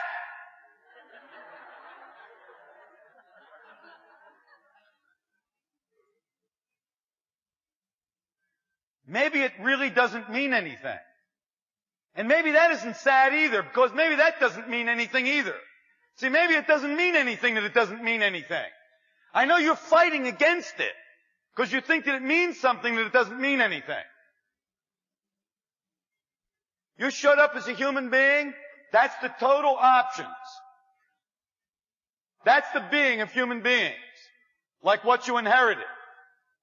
That's our inheritance. And we're all waiting for it to turn out, and it is not going to turn out. This really is it. There are no hidden meanings. There are no secrets being kept from you. It isn't going to turn out. It isn't going to get better. It gets better and it gets worse, and it gets better and it gets worse as we thrash around amongst the options.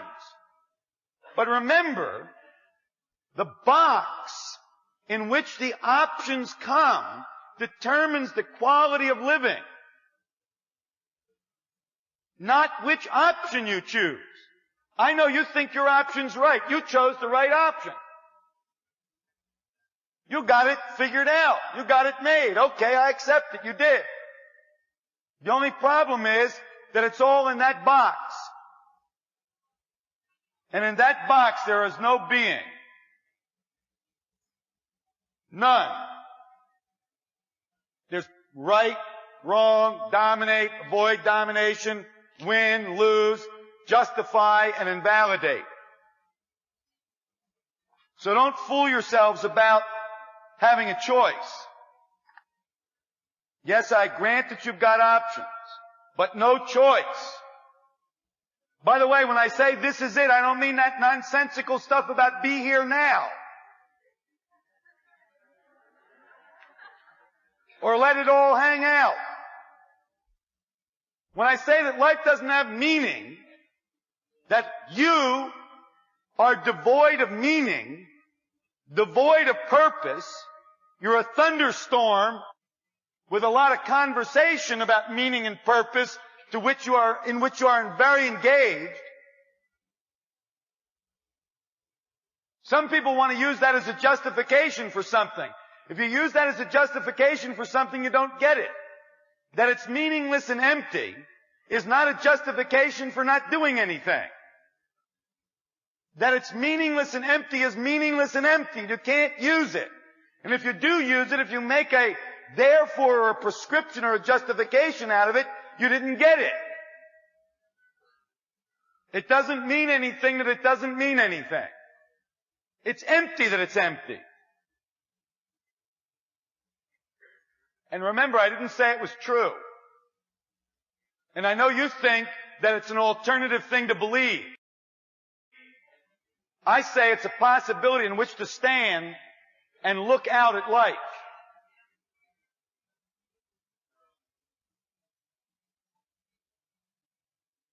Now, like I said, we've only got 3.5 hours. We can't get into these things to the depth to which I would get into them if we had the time. There's a much bigger possibility here.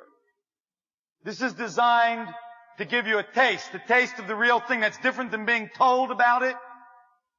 You know, when you taste a banana split, it's different than being told about a banana split.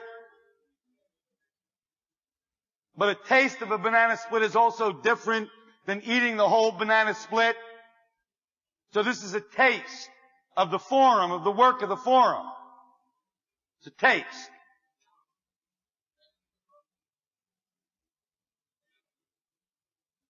We want to take a look from a slightly different perspective. Let's see.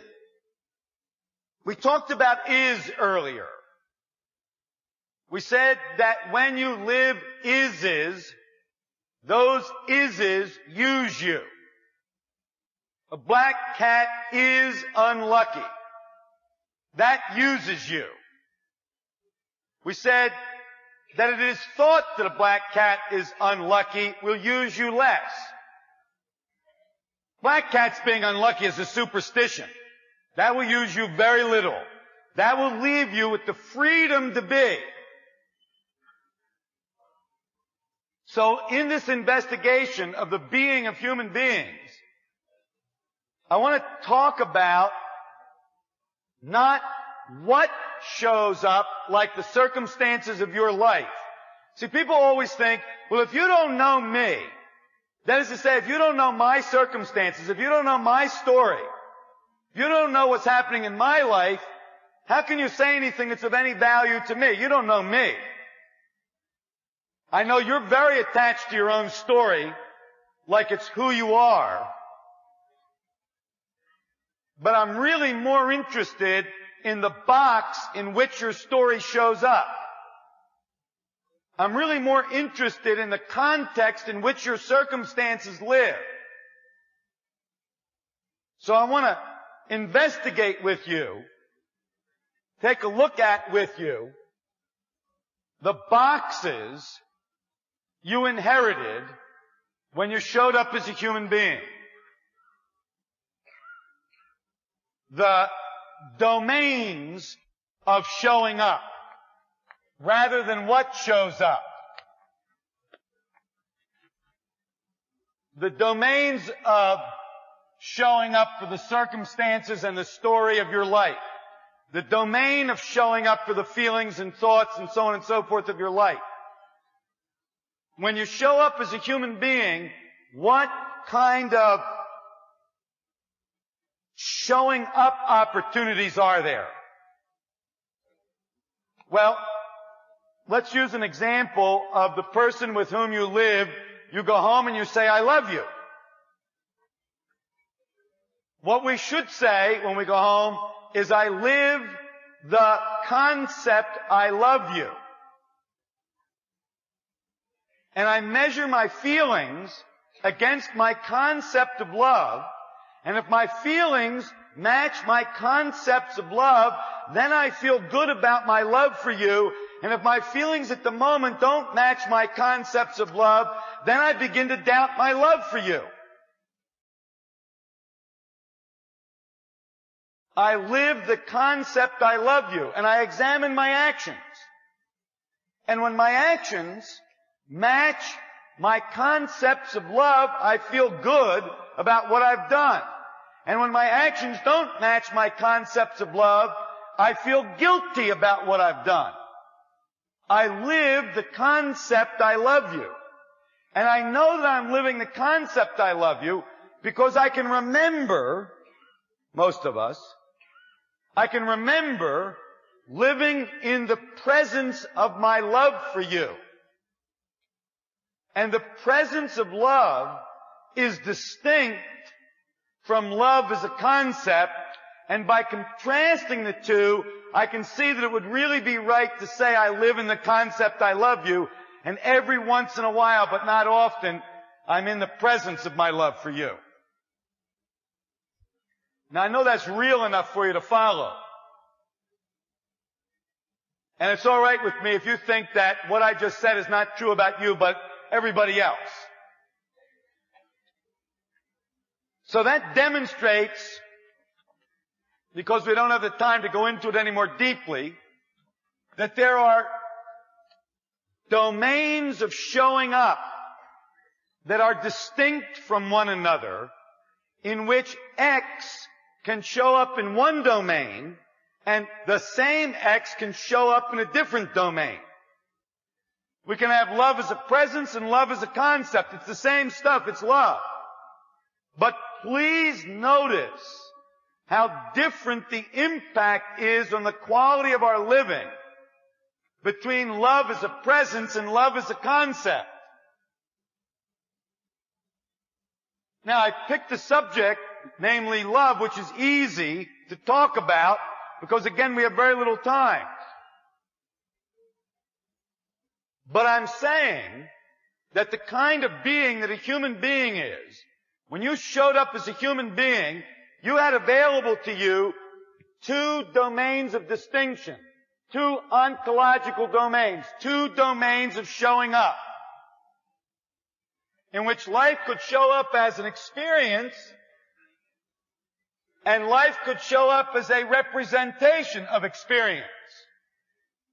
I say the kind of being that human beings are loses their inheritance so that they lose the distinction between these two domains of showing up, and life neither shows up discretely as an experience, as a presence, nor does it show up as a concept, as a representation, but that the two get collapsed together, wherein life doesn't show up at all. We live in a collapse of domains of showing up. Our experience always devolves to memory, that is to say, to the representation of our experience. Our memories, our concepts, our descriptions of life, which is not life, but a description of this, our definitions, which is not that which is being defined, namely not presence, our explanations, our justifications, our rationalizations shape our experiences. So that rather than experience something directly, like as in an opening, you and I experience through the already structures of interpretation, namely our structure of concepts. A conceptually shaped experience reinforces the concept that shaped it. The reinforced concept more fully shapes the experience.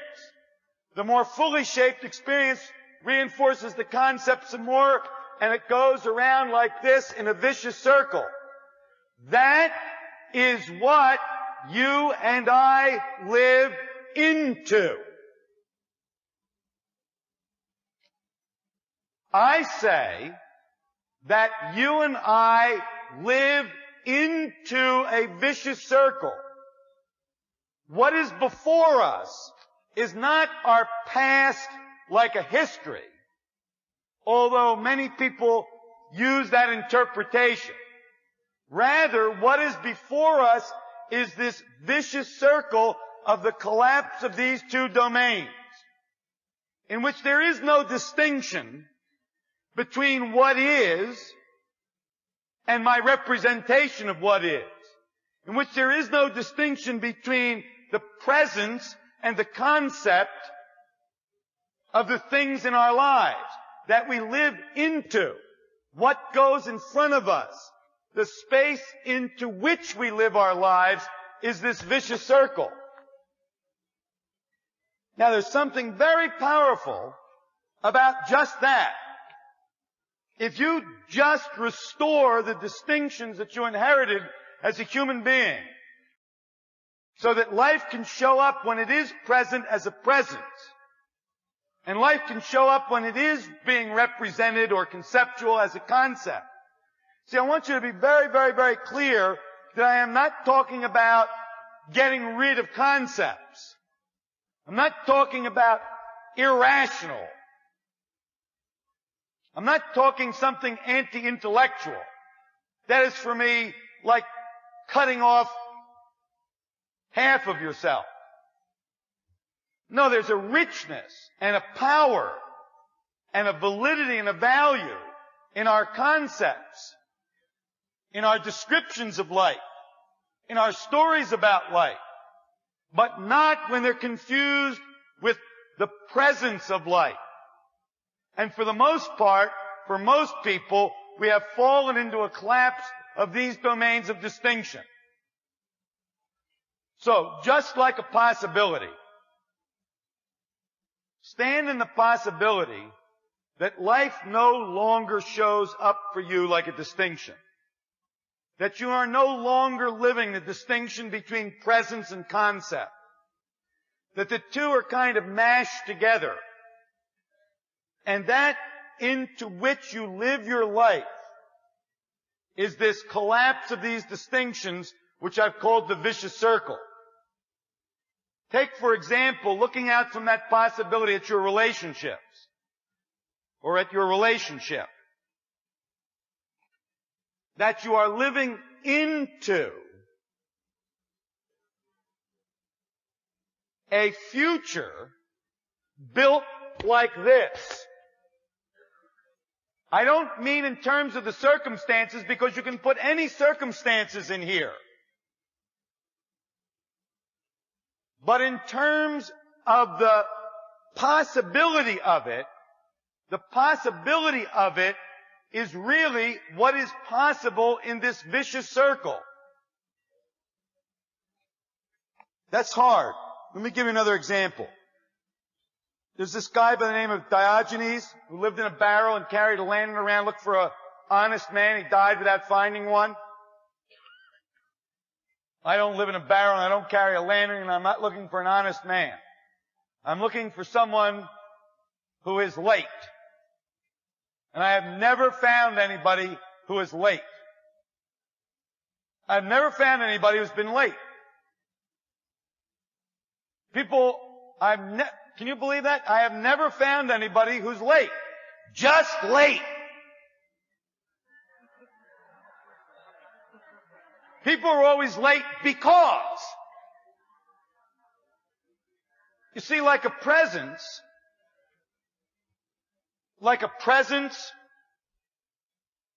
when you're late, you're late. And that's all. Period. And if you want to look for cause in the domain of presence, then you're late because you're late. Like a presence. Now, it's also valid that you forgot. I forgot. I'm late because I forgot. It's true that you forgot. Nobody's saying that you didn't forget. You did forget. But I forgot lives in a different domain of showing up than I'm late. See, if you're late and you're remembered, notice that there's no difference in terms of impact than if you're late and you forgot. You don't notice that. You think it's different if you're late and you forgot than it is if you're late and you remembered. And you live in a culture which doesn't know the difference either. It wants to know why you're late.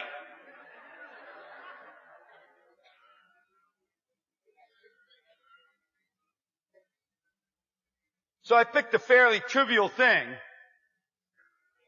to invite you to restore for yourself this distinction, to restore for yourself the domains of showing up, not like that's true, but like a possibility, like standing in the possibility of your life, your relationships, your work, your concerns in the world, showing up like a presence, and having that distinct from the story you tell about it, from the description, from the justifications, the rationalizations, the excuses, the explanations, so that you've got some room for life to show up just like that.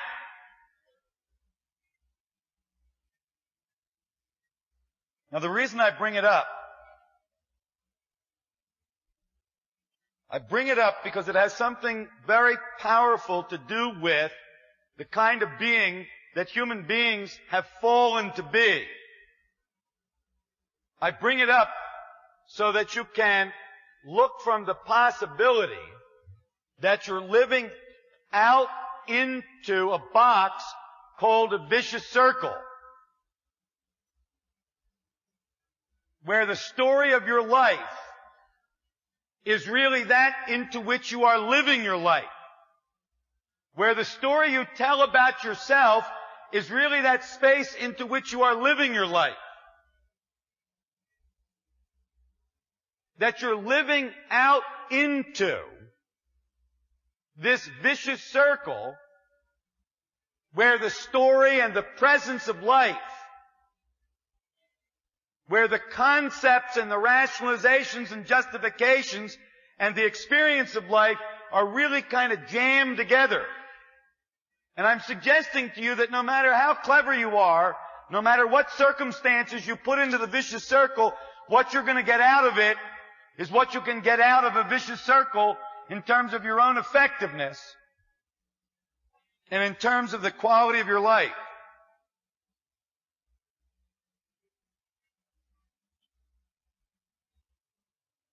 Now,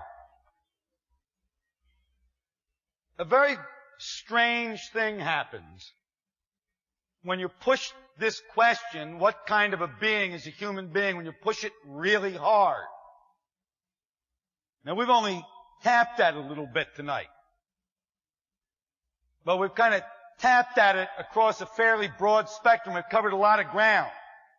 We haven't been able to go very deeply, but we've been able to go fairly extensively into the kind of being that a human being is. And if you can confront your own inauthenticity, once you can be with your own inauthenticity, this resignation to the inauthenticity begins to break up. And a question arises. Now, that question is around all the time like a defense, like a way to survive. People are always, in some form or another, asking about possibility and what choices do I have and what can I do with my life and what should I be doing with my life and what did I do with my life and was it right and was it wrong and all that stuff. Listen, the question, what is the possibility of being, like capital B, what is the possibility of being for human beings? Asked against the background of being inauthentic about your inauthenticity. Asked in this environment of being which should be called resignation. Asked in the space of the cover-up of our own inauthenticity is always more of our inauthenticity. It's always more of a survival ploy. Always more of a survival strategy. And so there are lots of answers to the question, what is the being of human beings? There are lots of answers to the question, what is the possibility of being for human beings? And almost none of the answers makes any real difference in people's everyday being in the world. Now, I told you that this work that we call transformation, that we do in the forum, a taste of which we're giving you tonight, was a way of engaging in these questions that are at the heart of the matter for human beings, such that the engaging, the inquiry, the questioning, shows up in people's everyday being in the world as a kind of breaking open for them. You'll find yourself, I promise, going through the things you go through every day, and suddenly there'll be a bit of a breaking open here. There'll be a sense of freedom where earlier there were only a given set of options about which you needed to be clever. Suddenly there'll be a breaking open, a freedom to be with that which you couldn't be with very well before. Someplace else in your life there'll be a sense of being able to be with something that was kind of crowding you, something that was pushing you, something that was confining you, just by virtue of this inquiry, not because you found the prescription, not because you got the answer, not because you know the recipe, not because you got the solution, but just by virtue of this special way of inquiring into these questions. Just by having been here, there'll be a certain empowerment in the face of the risk that being alive is. And you'll find that happening.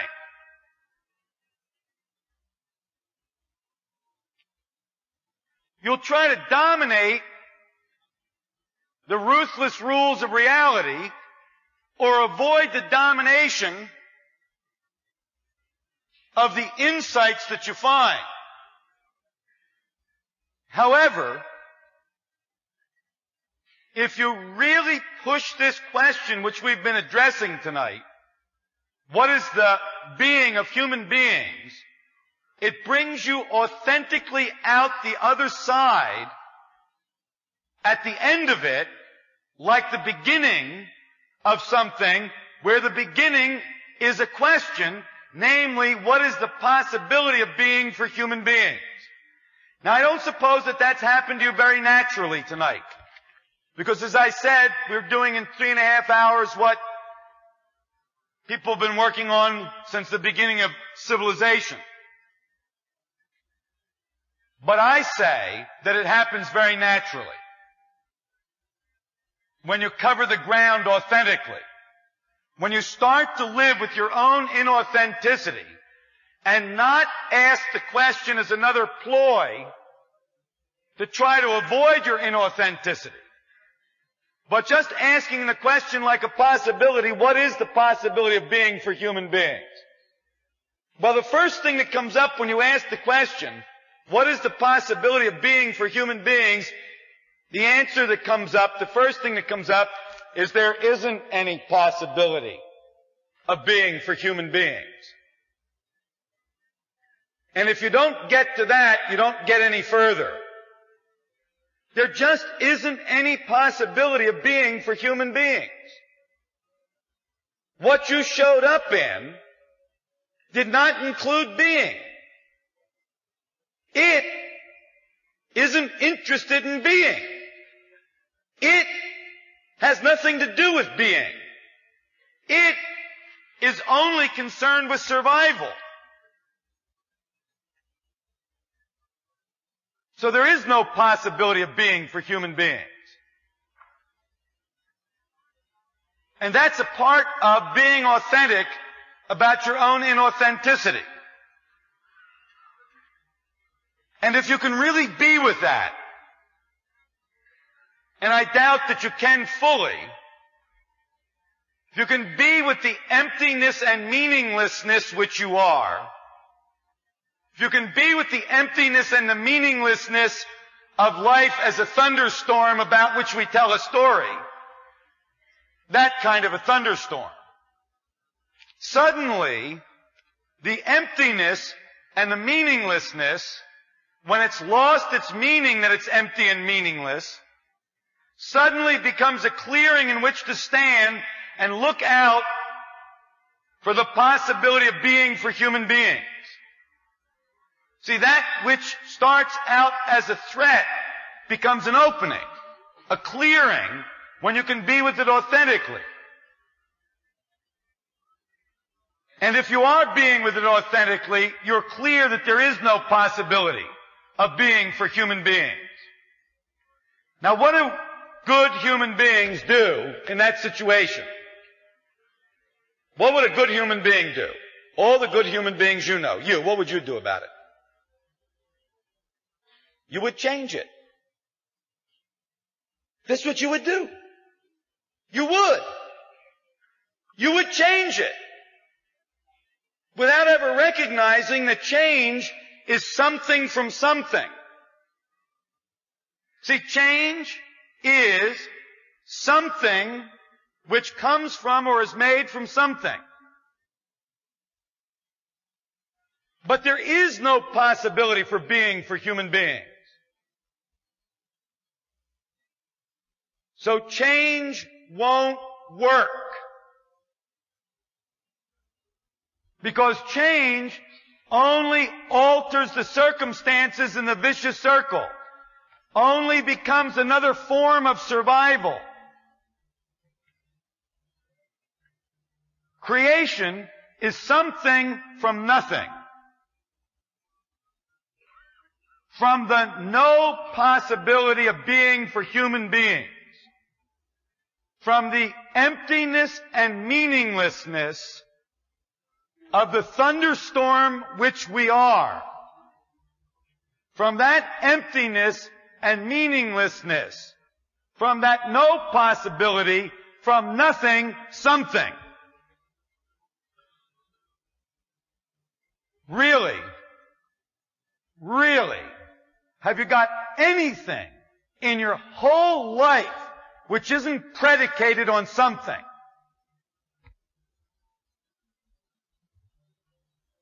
No. You haven't got anything in your whole life which isn't a predicate, which isn't predicated on something.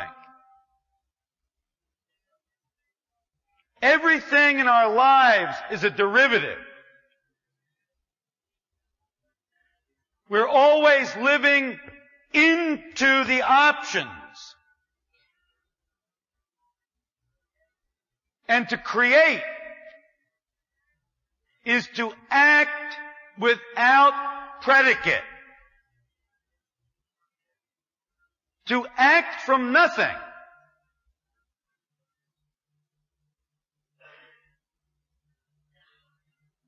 What is it for a human being to act from nothing? Well, first off, you have to restore to yourself the nothingness which you are. You have to restore to yourself the emptiness and the meaninglessness of this very enticing thunderstorm which you are. Now you'll notice I haven't changed anything about the inauthenticity which we are. I'm simply showing that being authentic about our own inauthenticity opens, like a question, in a very natural way, the possibility of being for human beings. And without the foundation of being authentic about our own inauthenticity, the question is just another clever dodge in the issue of our survival. Even if you restore the distinctions, so that when life is a concept, it can show up for you like a concept. And when life is present, it can show up for you like a presence, and you have a distinction between the two so that they can show up as they are. Even then, there's no being here. You notice the rest of the board is blank, because there isn't anything there.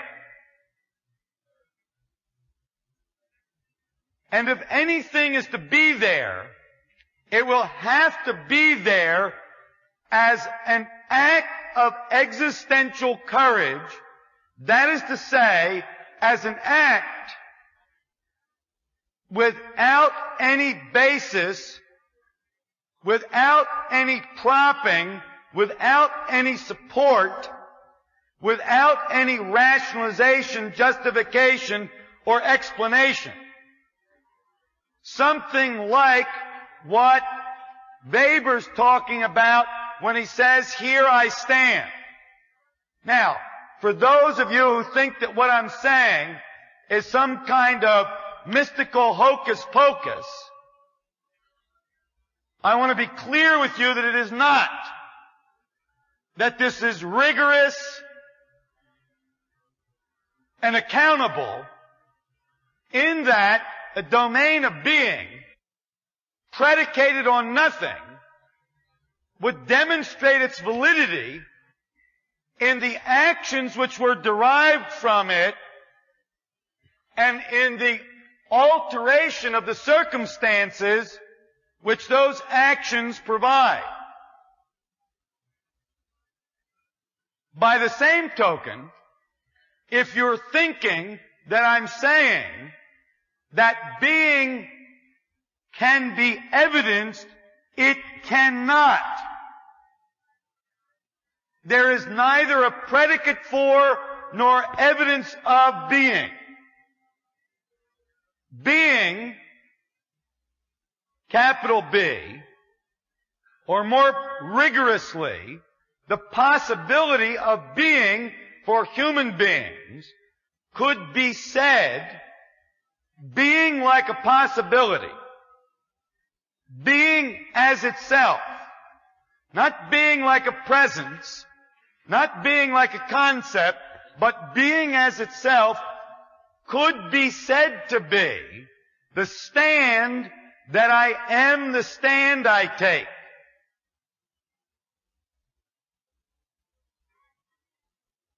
Being, like the possibility of being, could be said to be the stand that I am, the stand I take.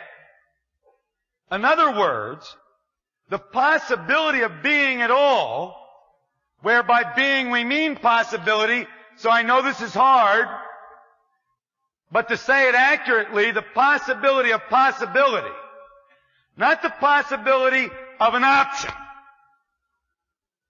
not something derivative, not in the set to which you are already resigned, not to that which is using you, but the possibility of a possibility, not an option, not a strategy, not a new maneuver, not a change, not a change. No, not a change.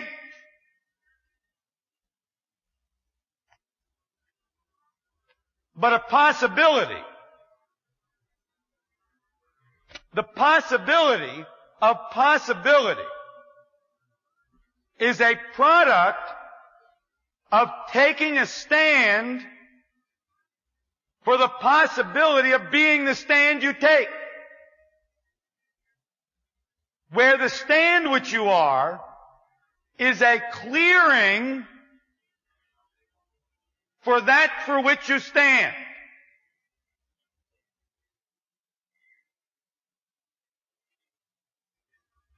Okay, we started out by talking about you, that you are the I, and I think, I feel, I believe, and I suggested to you that out on the banks of the Potomac at 3 o'clock in the morning on a clear night, if you look up, you'll see what concern the universe has for the you which you are, that you are. And in a very subtle way, I invited you to the possibility of yourself as emptiness and meaninglessness, in which possibility, if you engage it authentically, you begin to see that empty and meaningless is also a clearing for. Maybe you aren't that which is pointed to in the phrase, I like, I want, I think. Maybe you're the kind of nothing,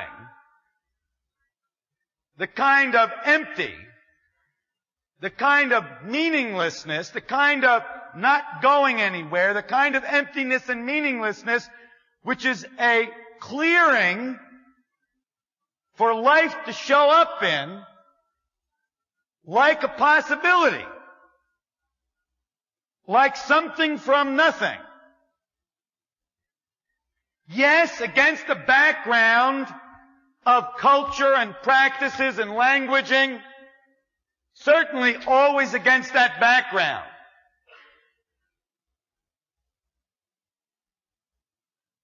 I'm inviting you to consider the possibility of being as the possibility of taking a stand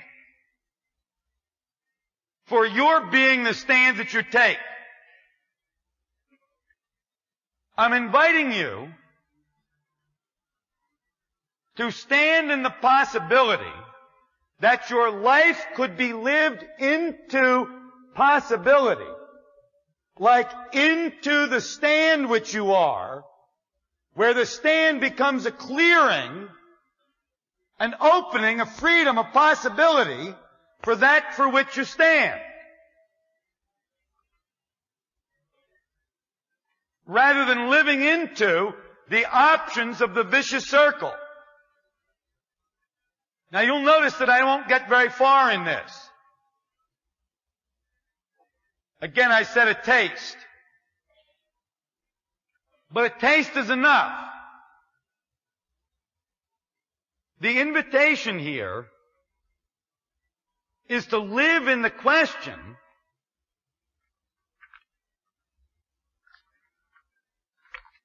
what is the possibility for being for human beings? Not like a way to survive, but like an opening, like a possibility.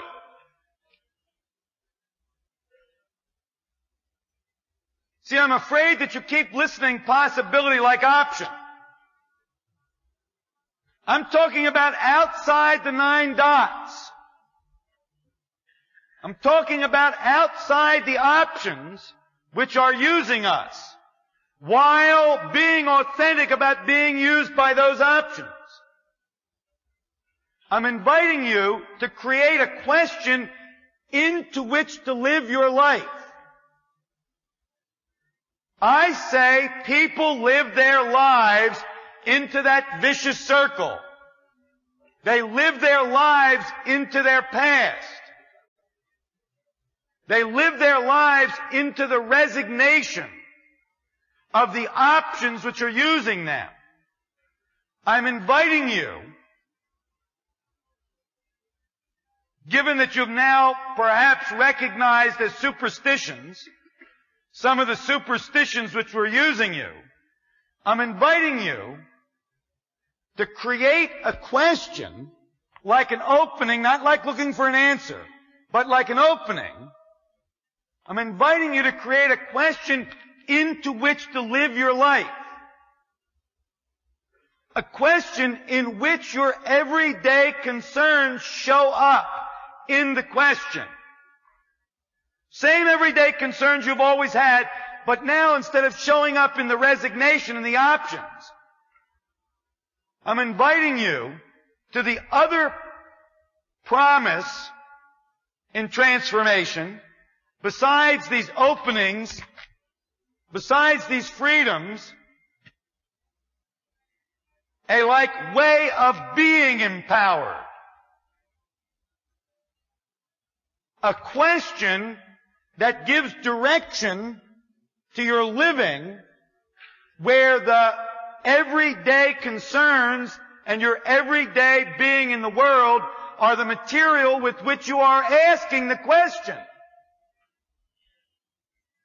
To live into such a question is not to live into the resignation into which we wake up. Please notice I haven't recommended that you now have a new belief which wakes you up.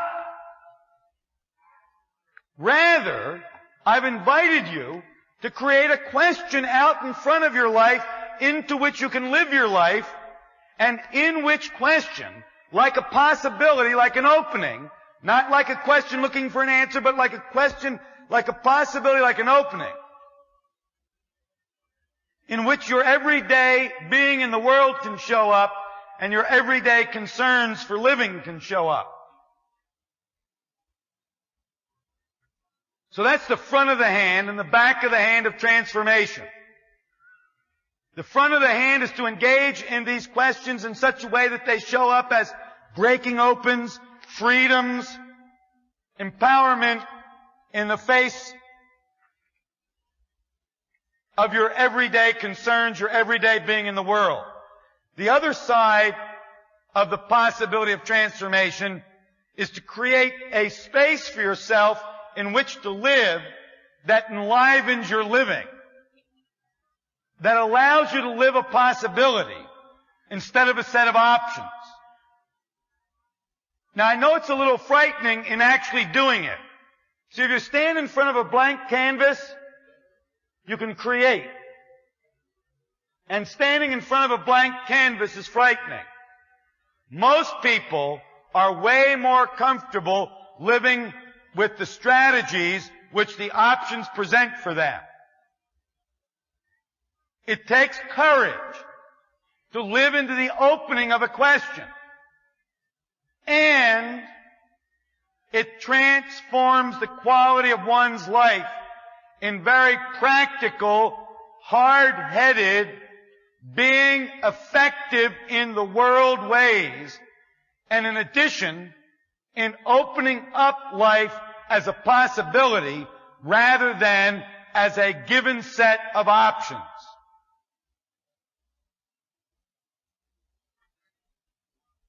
So I'm leaving you in front of a blank canvas. I'm not leaving you with a message. I'm not leaving you with an answer. I'm not leaving you with a prescription. I'm not leaving you any better than you were when you walked in. I'm not leaving you improved. I'm leaving you with a blank canvas, with an invitation.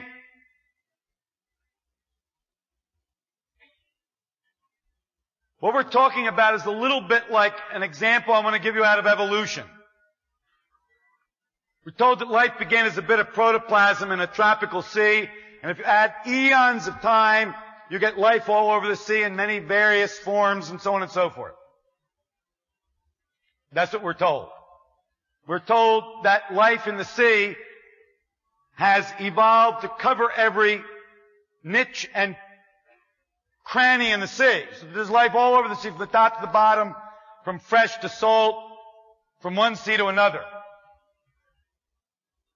And then there's this story about a fish who walks up on land. And I say that that's not evolution. That is to say, that happens in an instant compared to evolution. And in that instant, elephants and eagles come into existence like a possibility. For me, the possibility, the opening, the freedom, the chance to live with those concerns, with those questions, makes life an enormous privilege. So being here tonight with you is for me a very profound privilege. And for that privilege, I want to thank you. Good night.